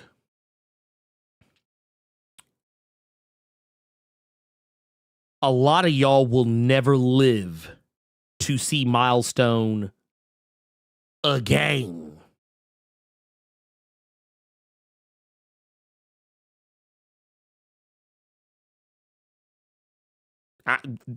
Let me repeat it. I'm going to repeat what I'm going to say. I'm going to say it again because I know some people ain't listening. I would say put your phone down, but you're probably watching me on your phone, so don't put your phone down. Put your headphones in. Put your earbuds in. Stop playing Candy Crush. Listen to what I'm saying. If you do not go buy this motherfucker right here on February 25. Do not ever come back to me saying, man, I really wish they'd do something with Milestone. I don't want to hear it. If I hear it, we might have to fight on principle. We might have to fight on principle. And I have this under good authority because I have talked to people close to the situation and they have confirmed my suspicions. If this book does not sell well, do not, like, you might get static. And when I say might, I mean you have a less than 1% chance of still getting static.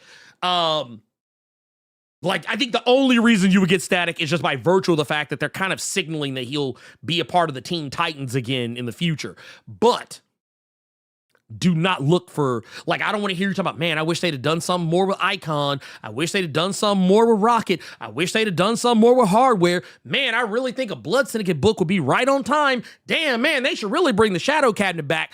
I'm going to go ahead and tell you right now, if you do not go purchase this book when it comes out,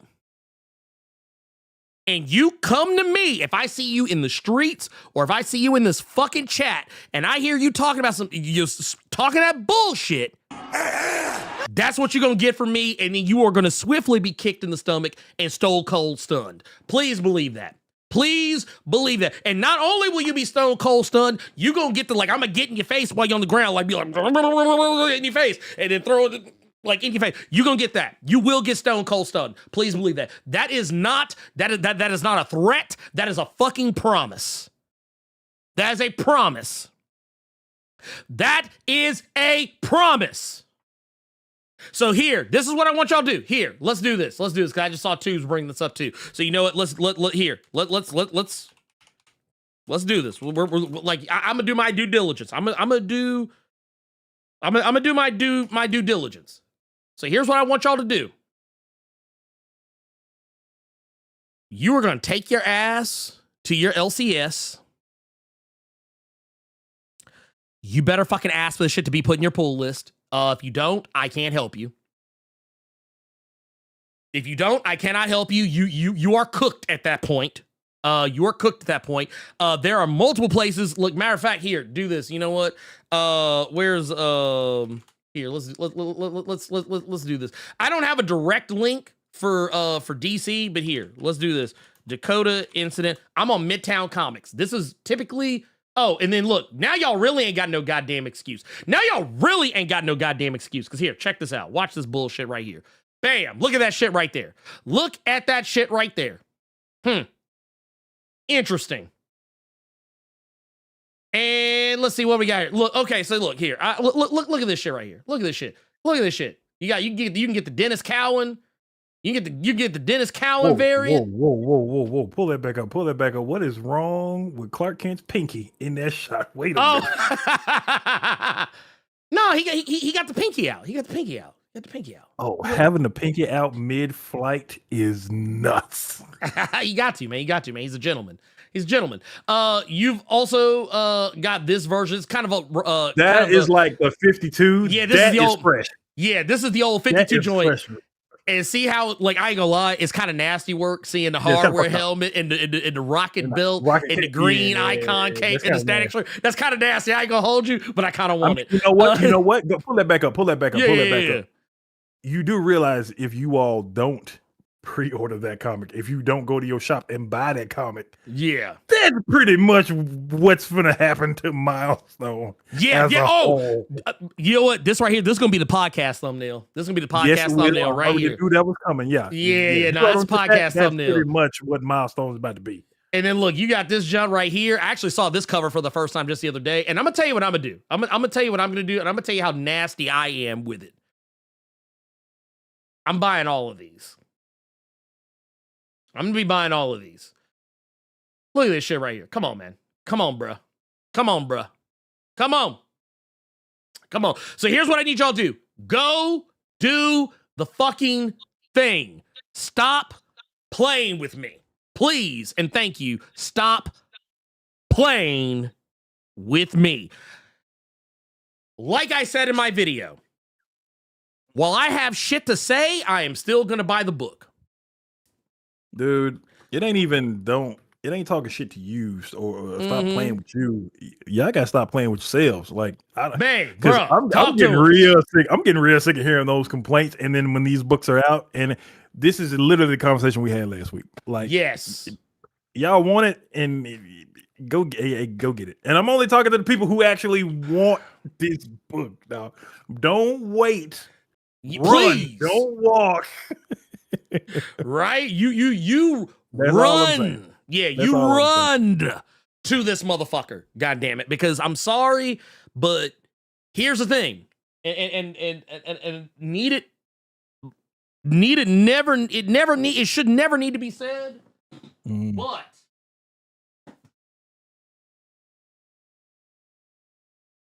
when I want black books, I buy black books. Okay? I buy black books. Period.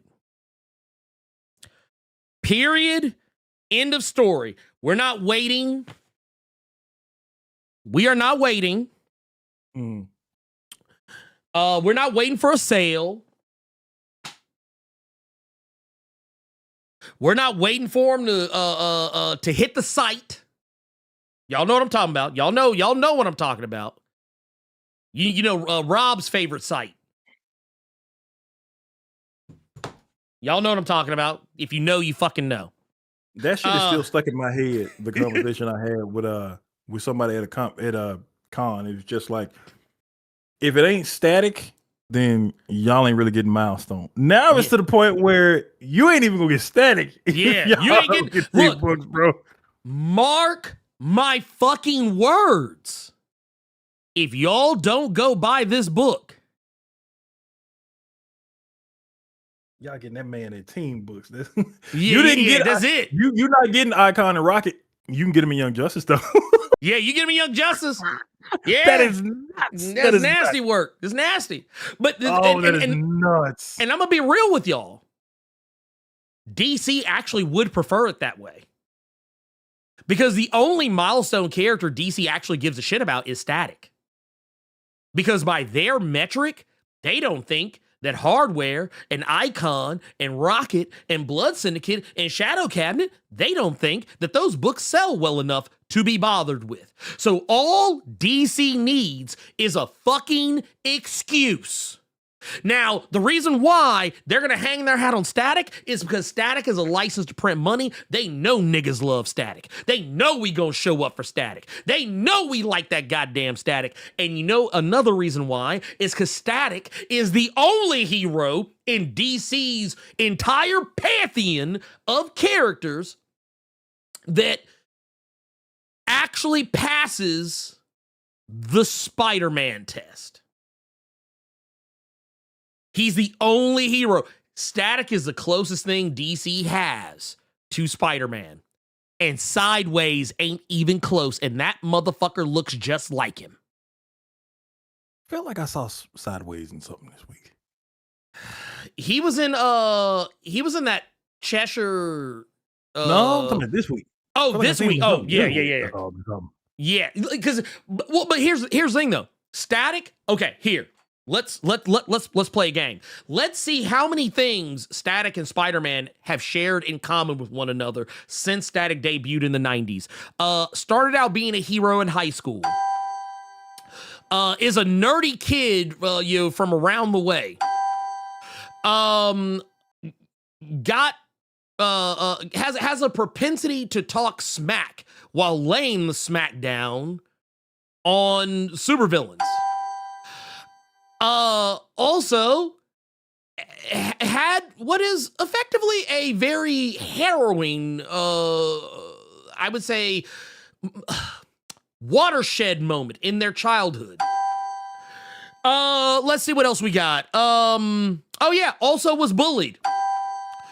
Let's also see here, has a very difficult time managing being a high schooler, a superhero, a friend, and a boyfriend. Like I could go on. I could go on. Static has a lot of similar. Like, does he have the same powers as Spider-Man? No, but there is. Can I keep it a buck with y'all? There's not a coincidence that Miles Morales and Static are so similar. I can't find the actual thing that would prove my point right now.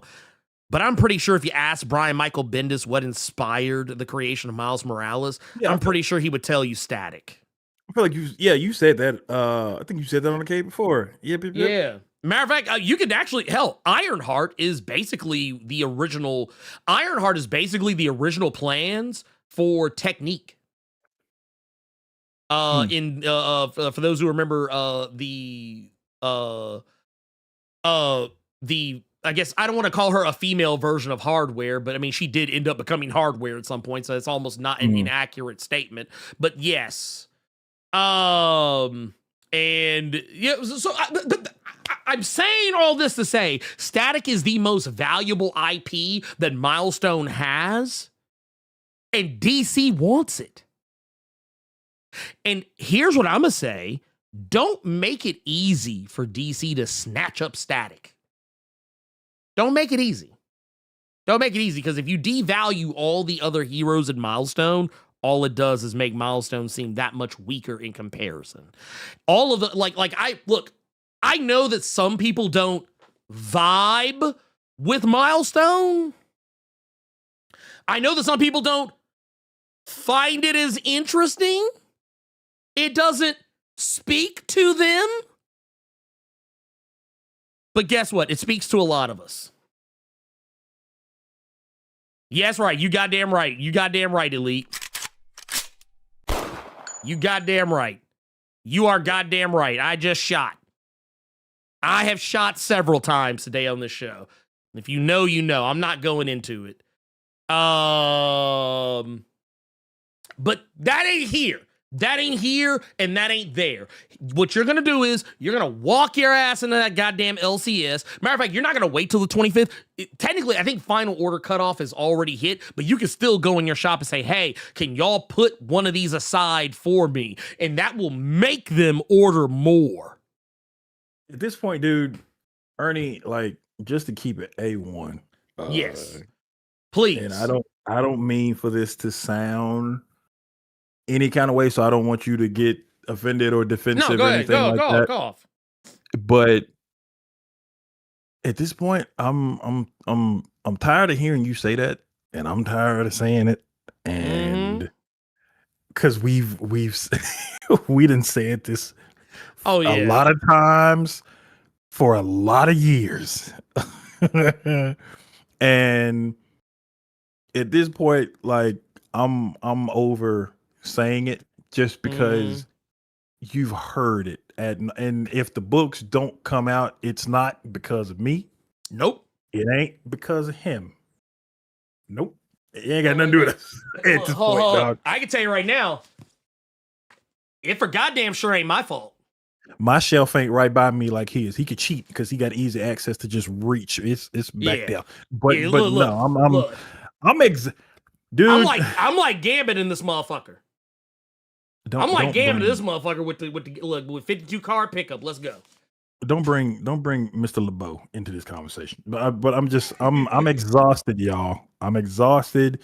I don't think it should take me saying it. I don't think it should take Ernie screaming at the top of his lungs, hoping that you all get it this time. It should. But you know what? At this point, dog, I knew his ass was gonna pop up and say that shit. Did last week. I knew his ass was gonna pop up and say it. I was waiting for it. The Diable Blanc. Diable Blanc. But yeah, dude. At this point, all I want to see now, honestly, all I want to see now is the sales. Yes, because somebody on Reddit always posts the fuck. I don't. I they always post to see like what the top comics of the month and whoop whoop whoop. That's all I want to see at this point, because I don't want to hear it anymore. Just honest to God, I don't want to hear that from Ernie anymore, dog. I'm tired of hearing it now. It's you know what it is? I feel like that parent who didn't told the child to stop doing this, and they keep doing it.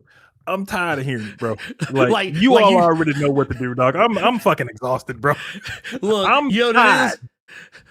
Will you see him do it again for like the umpteenth millionth time, and you just go, and that umpteenth time is when you all come in here and ask where this book is. This book, it came out. You just didn't know. Man, I didn't even know. You have to do. If we can do the legwork and we can do our due diligence and finding out shit, just because we're on YouTube, just because we're online, does not mean that you all don't have access to the same stuff that we have access to see when stuff you would be interested in is coming out. So please use it. Also, I saw someone bring this up, and yes, this is very true. It is very easy. And I want to make this clear. If you are someone who does not have an LCS in your area, it is very easy. It is very easy to set up. Midtown Comics is technically, they're nowhere near me. Yeah. Let's keep it a buck. I only use Midtown Comics in so much as if I need to get something that I know is going to be probably really difficult for my LCS to get, or something if I want something very hyper specific. But case in point, at the time, my LCS wasn't sure they could get the first 2 issues of Roots of Madness. So I just went ahead and got them through Midtown Comics because they were just right there and readily available. And they mail them to your house. They will be bagged and boarded when they come to you. And they will arrive in good condition. So that said, what do we do super chat real quick? Go ahead. There are two specifically that I'm looking for. This first one is from Vampire Greg. He's giving us 5. He said, Ernie, just sending some love. Blerd Koa forever. We really should. You should really change that name since Koa's dead and gone. Brother Man 612 is giving the hundo. He said, Lord have mercy. And I quote, hey, Blerd and Ernie, showing love and a question. Is there an edit to DC that Tim Drake can only appear for a couple of issues, then has to bounce? Because damn, he needs a break already. Thank you for the, you know what? No, thank you for the 100, because you didn't put my name in there. You just said Ernest twice. Orange Phoenix. Real quick, because we got one from Streamlabs side that I want to make sure. We got one from the Elite X1 who hit us on the Streamlabs side with the 5. Says, not gonna lie, DCKO has been trash juice. Boss battle was only a week delay for the absolute fight we wanted to see. Maybe DCKO will surprise us, and the power company will show up to save the day since it's Black History Month and all. You lost me on that. Well, no. Thing is, you know, DC would do some nasty shit like that if they were going to do it at all. Oh no, they wouldn't. Shit, yeah. Look, they would never. Not when with absolute right there. All you would see is the absolute people just curb stomp them. I don't even think, if I can keep it a buck, he's saying the absolute fight we wanted to see, which I think is true for a lot of people. I don't even think that fight is going to be worth a damn. I don't think it is either. I actually think it's going to be, honestly, I think a lot of y'all are going to walk away disappointed.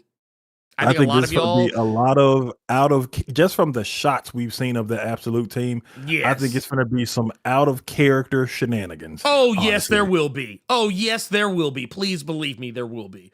We've also got Orange Phoenix Media, the homie out here. By the way, go follow. With a 5 says, quit being out here playing pocket pool. Get your ass up and buy those books. You goddamn right. Please.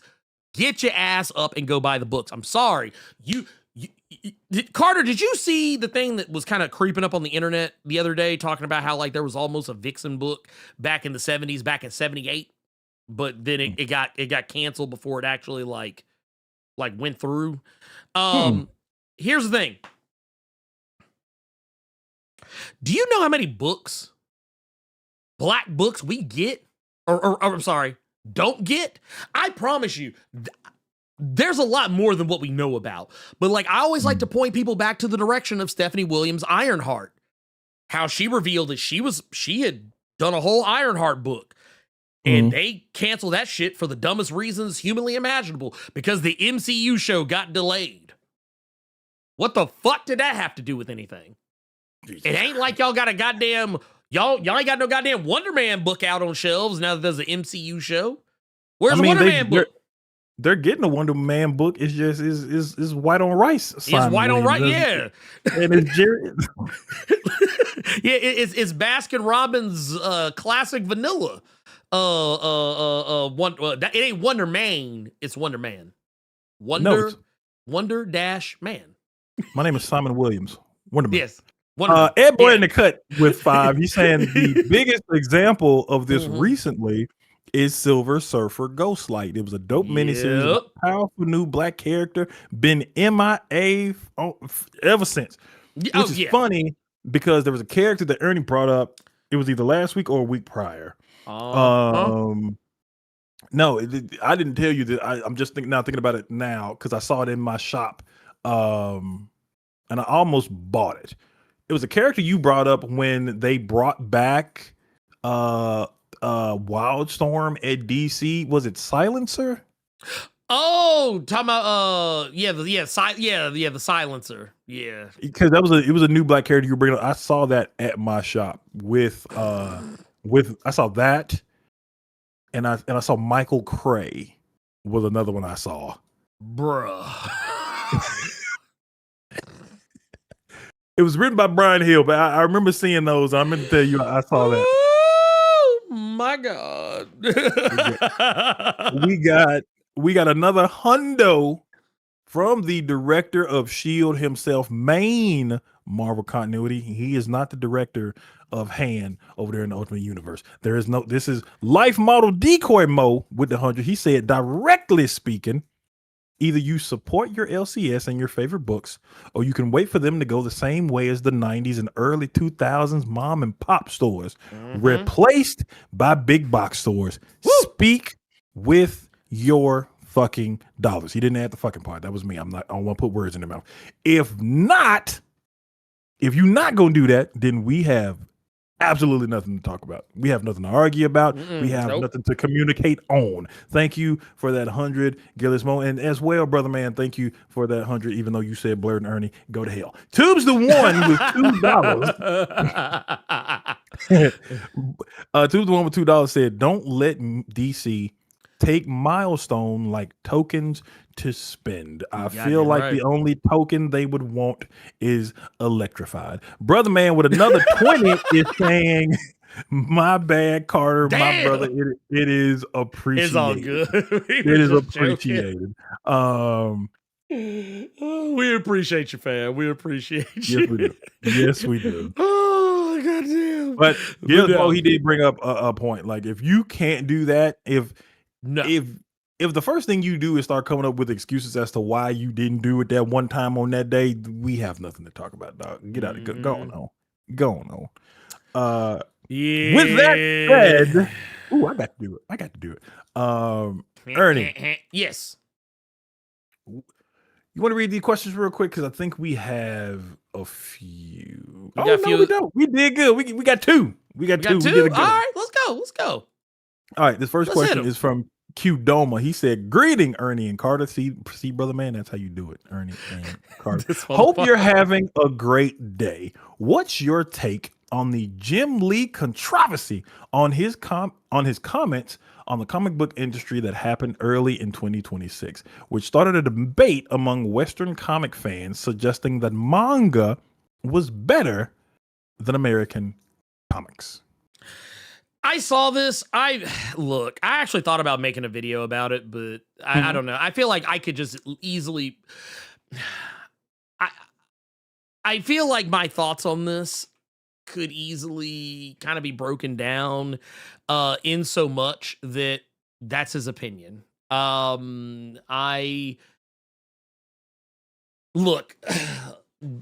Jim Lee is a guy who I know is very familiar with manga.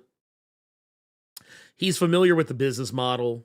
And here's the thing. I can tell you why he is. I don't think that manga is better, because I feel like manga actually has the same problems that people have with American comics. They just let it go because it's manga. It's it's something from over there. Like I've said this a lot. We lionize anime and manga in such a way that almost to our detriment. Because don't get me wrong, huge fan of anime and manga. I don't like reading as much manga anymore these days because a lot of the times I would rather just wait for the show. But there are some manga I do still actively read. And for me, what I have noticed is that like one of the main, some of the main complaints I used to hear people say about American comics is that, oh, they just don't know when to end. Meanwhile, manga be running 2, 3, 4, 5. One Piece.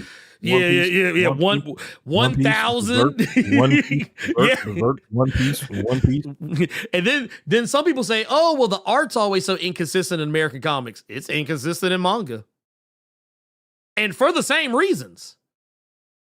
Like deadlines and shit like that. And then now people say, oh, well, they tell more diverse stories. They tell more diverse stories in American comics. You just don't read them. Boom. So it's like a lot of the criticisms people like to. Now, I will say we have more of a focus on Cape comics, but here I will give you a rebuttal. Japan has way too much of a focus on isekais. There are literally 11 isekais running right now. Everywhere. Isekai everywhere. Isekai is basically Japan's version of Cape comics. So it's one of those things. I think that it's one of those things that you're always going to think the grass is greener in someone else's yard as opposed to your own. And I want to read this quote. Go ahead, do it. It ain't gonna do nothing but make it'll be interesting because this is something that Jim Lee said.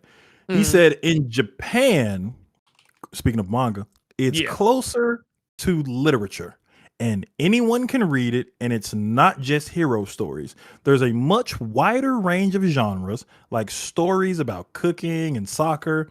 You can draw stories from that.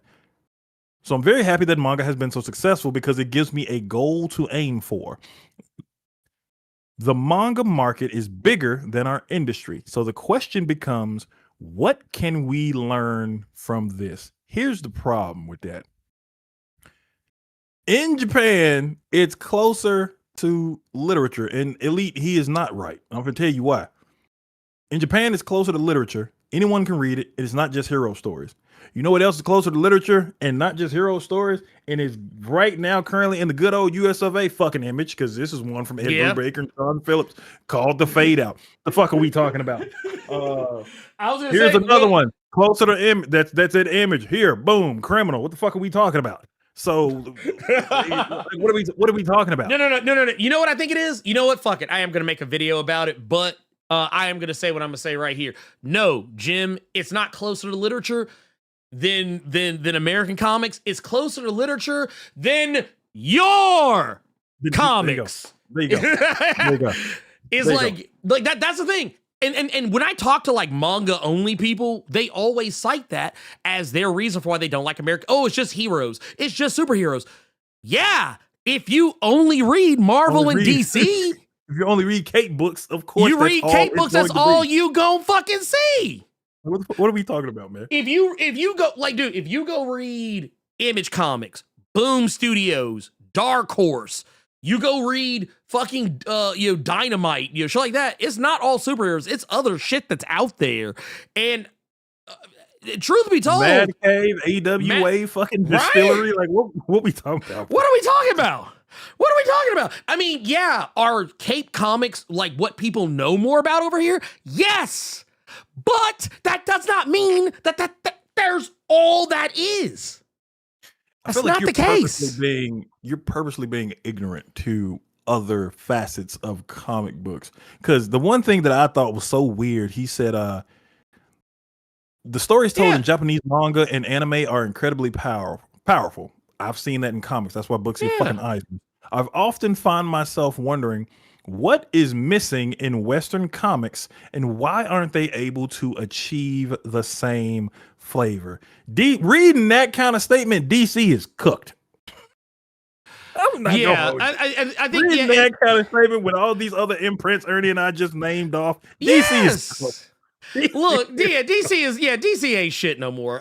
Look, and right Gavin, here, boy, you better get all that Speed Force bread you can get, boy. Yeah, you better get it. Boy, you need to have all of the Speed Force in your Citibank account. Dog. Well, and here's the thing. I will say this. Manga, and this is because, and you know what? I think if you're like kind of new to anime and manga, I would forgive it when, or if you haven't been with it since like back in the day. Like, I'm old school. I'm not like, I'm not like Astro Boy old school, but like I literally can, like, it's kind of like when I talk to people about anime and they're like, man, dubs are so trash, the voice actors are so terrible, and I'm like, and they'll and when they say it, they're not talking about old, they're talking about the current crop, and I'm like, bruh, you don't know what a bad dub is. I grew up with bad dubs, like back in the 80s and 90s. Okay, now you're talking about some bad dubs. I was like, today, I was like, shit, the dubs today I think are fantastic in comparison. But here's the thing, you also have genres in manga, and the thing is, most of these stories are kind of the same. Like, I was telling somebody the other day, like, I love Chainsaw Man and I love Jujutsu Kaisen, but while they don't have the exact same story, they do have a similar enough premise that sometimes when I talk about either Jujutsu Kaisen or I talk about Chainsaw Man, sometimes there are certain characters I'm like, oh wait, no, that character's in Chainsaw Man. I'm like, oh no, actually that character's from Jujutsu Kaisen.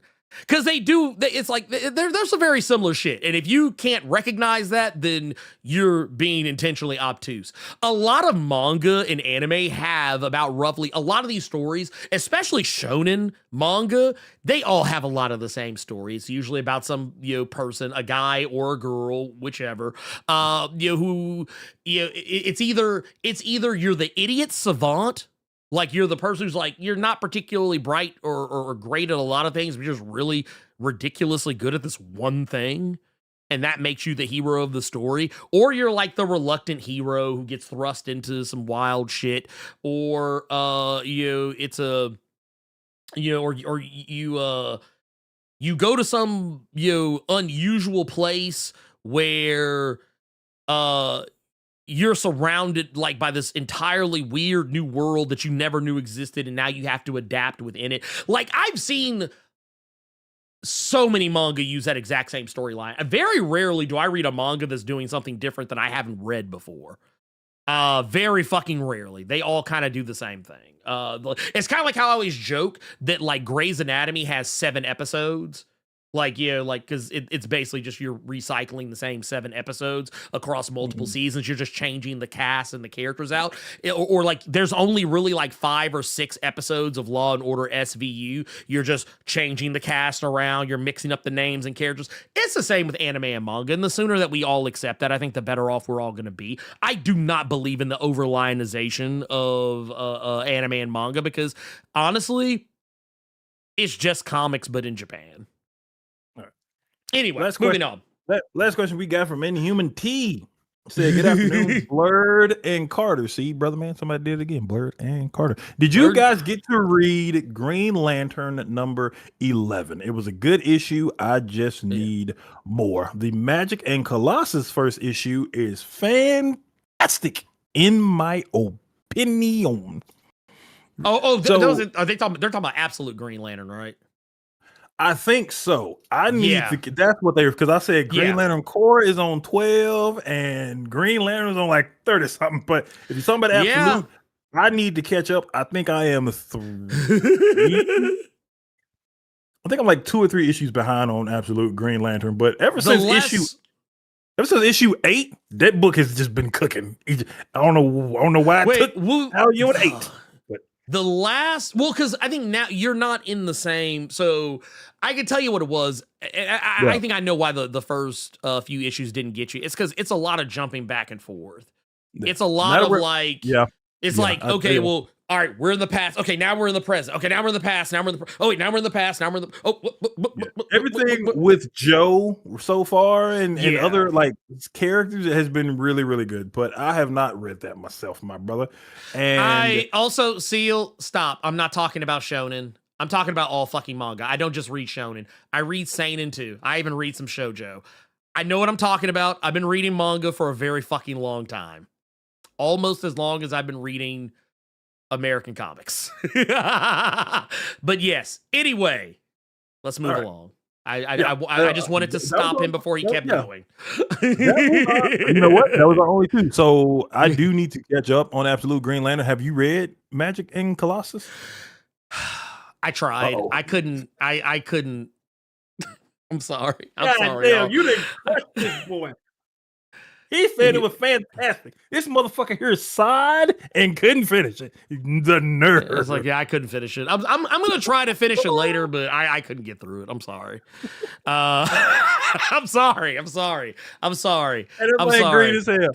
Y'all don't let him get away with that. Y'all better not let him get away with that. Okay, you know what? This is a Wait, who did this? Who's writing? Ashley Allen is doing this, and Germán Peralta is doing the art. Mm-hmm. Oh, I like the art. It's good art. It's very good art. From this Amazon solicit, I'm looking at. Yeah, I like the art. I ain't gonna lie, Sir Yuri G.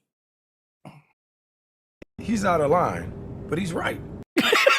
Grey's Anatomy. You mean a white woman version of One Piece? That's basically what it is, dude. Every time my wife turns on, like, she doesn't watch anymore, but every time she turned on Grey's Anatomy a ways back, like, I swore at one point, I could have sworn that I had heard the fucking One Piece theme song playing, like, with a ding, ding, ding, ding, ding. Instead of playing that, all I heard was, come aboard and bring along all your hopes and dreams. That's all I heard. That's all I heard whenever the goddamn theme song came on. I don't watch any of that. If it's not The Pit, I do not care. Sorry. Does that make House the Bleach equivalent? Yes, it does, actually. Hey, yo. Oh, my God. Wait. If House is the Bleach equivalent. Okay, wait. Yeah. If House is Bleach, would that make Omar Epps Chad? Yeah, it would. Yeah, it kind of would. Oh my God. Okay, first off, Seal, I'm gonna time you out because you're just railing off, and it's like, dude, we've moved on. We've moved. One, we have moved on. Two, some of the shit you're saying is nasty work. Talk about it's not overly lionization of anything. It's just finally having a medium that was underappreciated for decades in North America getting some recognition. Nigga, anime has been getting recognition in North America for the past 2 or 3 decades. Where have you been? Did you just now find out that anime was a thing? Because that's what somebody who just found out anime was a thing would say. Like, this is all I'm gonna say when it comes to Seal. Yeah, let me. This is all I'm gonna say. Let me just get this out. I do respect how fast he can type all those sentences in such a. Yeah, I'm gonna time you out for 5 minutes. I need you to take a 5-minute break. I I just like that he was able to type all of those as quickly. It was like he was typing a goddamn dissertation in the chat. I need to step my typing game up. I'm playing. You know what? Hey Carter, what are you doing later on today? I'm playing Typing of the Dead. That's what I'm doing. Right? Today, it's like, what the fuck? I gotta get my typing game up. Yeah, and this right here, Milestone Fanatic just literally fucking said it. That comment was valid 20 years ago. Anime is solidified and now pop culture. Like, exactly. Like, what are we doing? Bruh? Dude, anime was like it's like, what are we talking? Man, hacking into the mainframe of a 90s. I'm in the mainframe. I read that shit and immediately heard reboot in my head. Yeah, it's like, wait. Incoming game. Incoming game. Hey, dog, is that in the what you call? I would totally it play is. that in the Discord today. Yeah, it is. If you see me in the Discord today, we're watching Reboot. That's what we doing. Yeah. Also, I love this comic because Gavin, I ain't gonna lie, just like how I've been doing my little how I've been shooting my shots all throughout the show today. Gavin just shot one right here. Saying, y'all don't want to know my work schedule the last few months, and I don't have any assistance. I'm even scanning all my shit in and prepping the files. So I don't know. Some of y'all might not know what that was a shot at, but a lot of y'all don't realize, like when people talk about, oh man, this so-and-so manga has the best art ever. This mangaka is the best artist, blah, blah, blah, blah, blah. Here's like, a lot of y'all don't even realize sometimes the mangakas don't even draw the entire thing. They have assistants. They have people who come in, like, you know, all those beautiful backgrounds y'all see? Half the time the mangaka that are writing and drawing them don't draw those backgrounds. And sometimes they don't even draw the majority of the book. Sometimes they just draw the parts that they feel like drawing. So take artistry the fuck up out of it for me, please and thank you. Take that, like, cause here's my thing. If the industry is brutal, that's the industry's fault. That's the industry's fault. And I have been very vocal about the fact that I believe that. But here's the thing. Don't sit here and glaze up motherfuckers that didn't do half the shit that you claim that they did.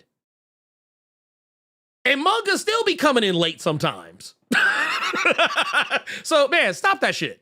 Stop that shit. No, because I'll stay seeing motherfuckers. Yeah, man, see this art right here? Man, it was just one dude on this book, and he did it all by himself, and it's better than anything that comes out of America. Then, like, if you actually read the credits, you'll find out that motherfucker had probably like 20 assistants, like drawing some of that shit for him. He probably only drew the characters. Now, are there the grind in both industries is a lot closer than people realize. It is. And the thing is, people need to recognize that. People need to recognize that. That it's like they need to stop.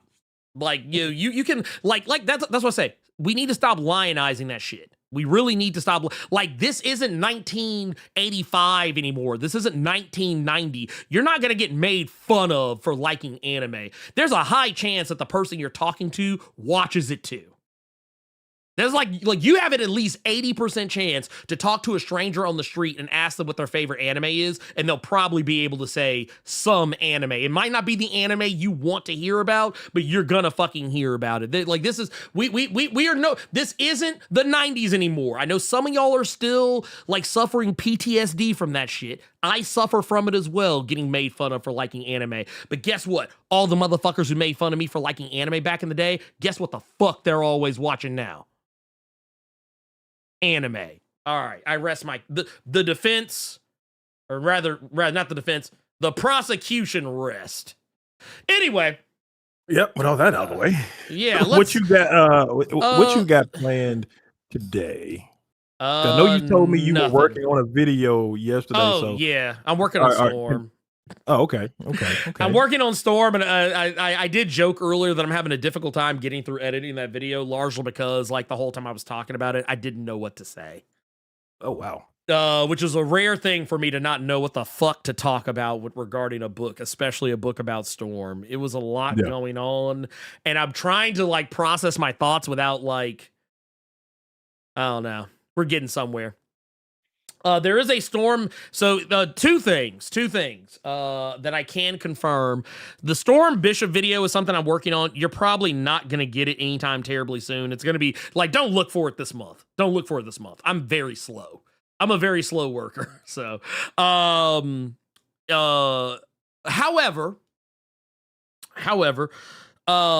I am also, on top of the Storm Bishop thing, the Whitest Comics of 2025 video is still going to be made. That's still a thing that's happening. I'm just trying to piece my thoughts together on it. I'm also working on some stuff. I'm going back through making another pass on the Heart of the Darkness #2. The back half of the script, some of the stuff that has already been drawn, we're not, like, that stuff's solidified. That's not going anywhere. I'm still trying to clean up the ending of that second issue because there's going to be some significant changes. I've been trying to go back and address some of the criticisms I got about the book. Not dramatically, but just, like, in a way that might make it sting less. We're gonna kind of maybe cut down on some of the probably cut down a little bit of the dialogue. But that said, yeah, honestly, I'm probably going to be doing that. And if I'm not playing either No Rest for the Wicked or World War Z or Space Marine 2 with this guy over here. I'll probably be playing Like a Dragon Ishin on my Steam Deck. So yeah. Did you ever get that one with the pirates? Yeah, I did. Okay. I haven't played it yet. And it's mostly because it's if I remember correctly, I think it's actually in English. And if it's in English, I kind of want to hear it. So like I can't play that one on my Steam Deck and be in the living room with everybody else. Like that's what I'm gonna have to like play at my desk. But I did, however, get some really nice noise canceling in-ear buds that I'll probably be using when I play that, because yeah, like usually if I'm playing something in the living room, I usually have one earbud in, one out. And that one I kind of actually want to be able to like get deep off in that one, so I probably won't do that. What was the other thing? Yeah, I will most likely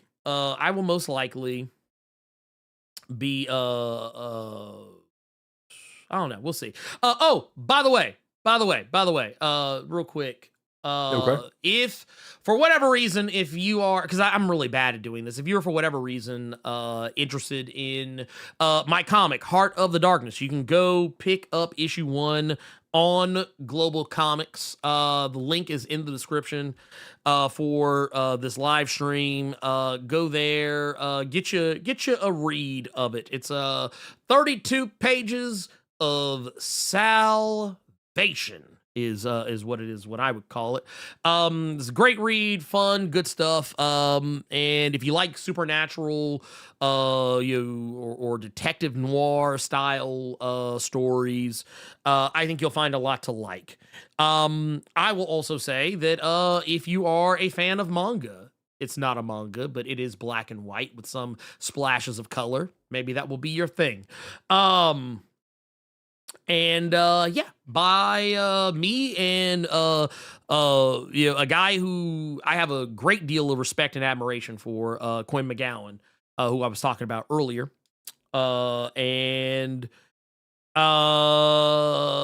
link in the description. Go check it out. It's great. You should go read it. Issue 2 is being worked on currently, and it is looking fan-fucking-tastic right now. And yeah, and then I guess, you know what, I'll give you this. I can give you this because this is free. This is free. This is something that I've kind of been, you guys have heard me talk about it. I've been kind of keeping some of it, I guess kind of under my hat, so to speak. But I have been working on a little, another little story. This is one that I'm actually like doing myself. This is one that is not this is not going to be a thing that is this is basically, it's like I think outside of lettering, it'll be 100% me. You've heard me talk about it on here before. Black Adams is still something that I'm actively doing some things for. And here I'll show you a little tease of what's been worked on. And I don't know, you guys tell me you guys tell me what you think. But yeah, this is one that's hot off the press. You can see it right here. Bam. This is a couple of panels from part of the book that I'm working on. So this is, now once again, this is all me. This is I'm going into business for myself.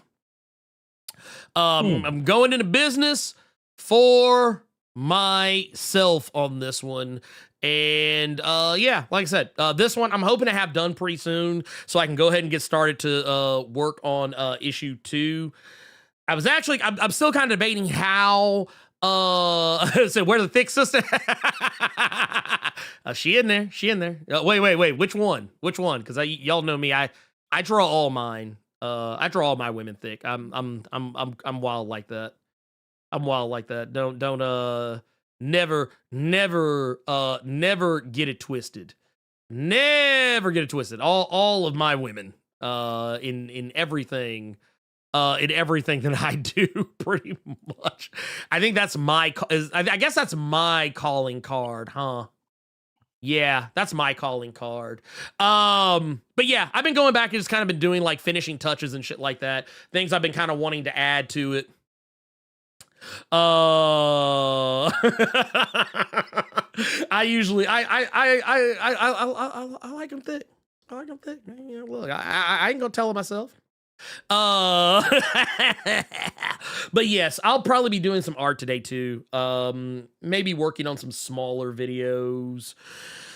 But here, I tell you what you can do. I'm gonna tell you what you can do. You guys really want to go show some love. I got a new video that's up, and I want you guys to go watch it. If you are if you're for whatever reason not familiar, or know this is a thing, the Deadly Nightshade video came out just a couple of days ago. Please go show that video some love. Go show that video some love. When I say we, I literally mean collectively. Robo and I put a lot of work into that one. Actually, as we pretty much do with everything. But yeah, go check it out. Go show that video some love. It's out there in the weeds. We're gonna be out here with a couple more. We're gonna have another video coming out next week. I think we're going to be talking about Knockout, and then after that, we'll be sitting at Maryland Moonlight's Way, and then we're going to, for the final week of Black History Month, we're going to tackle the most controversial Black woman in, at least in my opinion, in all of comics. We'll be addressing Voodoo of Wildstorm. So, but yeah, right here, boom, there you go. Deadly Nightshade is out there. Go check it out. It's a good time. You might even learn some things you didn't know about the character. You might even discover, that maybe you have been familiar with Deadly Nightshade all the time and didn't recognize her because she has flip-flopped dramatically on looks over the years, and that is all addressed in there. So there we go. And also here, want to hit this super chat too, before we get up out of here. This is from John Stewart. Says, this is here with the 10, says, thanks for the stream, fellas. Lost mom a few years back and her birthday is today, and my truck died after I got back from dialysis. I really needed these laughs. Thanks again. Hey, brother, anytime, always glad to provide, even the slightest bit of a distraction to help kind of take the sting out of whatever it is that you got going on. And as a person who is incredibly close to my own mother, I like hearing you say that. It devastated me for you. So like I said, man, dude, nothing but love, nothing but positive energy, nothing but good shit. Is what we're sending your way, because like I said, man, ain't nobody like mama. Ain't nobody. So yeah, man, I hope, hey, look, man, keep your head up, please. And man, don't just, man, do whatever it is you can. Try and keep yourself active, keep yourself motivated. Don't let, it's good to, I will say it is good to stew in your thoughts sometimes, but I do think that, there can be too much stewing. So I'm going to say, I'm not going to tell you not to stew in your thoughts, but I am going to tell you, don't stew in them too long. Allow yourself to, to try and get some positive things in your life, man. And like I said, I know both myself, and Carter are, you're going to be on our mind. So, like Absolutely. I said, man, nothing but love to you, brother. Nothing but love, man. Nothing but love. You know what? With that said, I'm gonna tell y'all, please go out there, do the things that I've asked you to do. Go get the Milestone, book, the New History of DC Comics, the Dakota Incident. Please go get that. Please, please, please, please, please, please, please go do that. It comes out on February the 25th. Go ask for it at your LCS. Order it from if you want to get it on Midtown Comics or any other place that sells comics online. Whatever the case is, go get it. Please do it. If you got to get it on Amazon, get it on Amazon. Whatever. You do you. I don't give a shit. But go do it. Go pick up the book. I'm also going to tell you, if you haven't done so already, make sure you hit like on the way out. As we get ready to walk out this door, make sure you do that. And what else we got? Honestly, I don't really know. We're just gonna keep it. We're just gonna keep rolling on that note. But yes, please go do all the things. Go like. If you haven't subscribed, subscribe. If you're here this long, then shit, you must enjoy what the fuck is going on. So come back next week. And until oh wait, nope. I'm not running up out here just yet because I almost forgot. We do actually have a couple of other things that came up. We do have a couple of super chats I don't want to miss. A super chat and a channel membership. Actually, I don't want to forget. I knew I was forgetting something. We got MD Johnny with the Blerd Club Diamond. Love you for that. Thank you. Appreciate you. That's the highest level of appreciativity right there. And we also got Tubes, the one with the $2 super chat, says the only difference is they value art in Japan. That is actually true. That is the one thing. That is the one stick of ground I will concede about the Western comics versus manga debate, is that they do value art in Japan more than we do over here. That is the one thing I will concede ground on. But that said, Carter, what we doing? What we you and me? rebooting? Yeah, we rebooting. No, we rebooting or we okay? All right, bet. Killing zombies right now. We killing zombies. Oh, right now. okay, yeah, bet. Say less. Anyway, then for Carter Presents, I'm the Blerd Without Fear, and look, I know he's gonna do it. He's gonna do it. Nah, I'm not gonna do it. I'm gonna be nice. He's gonna do it. I'm gonna be nice. Oh no, I'm gonna be nice. I'm gonna be nice. But look, this is Black History Month. Anyone who ain't black all the time, only black some of the time. We coming for you, nigga.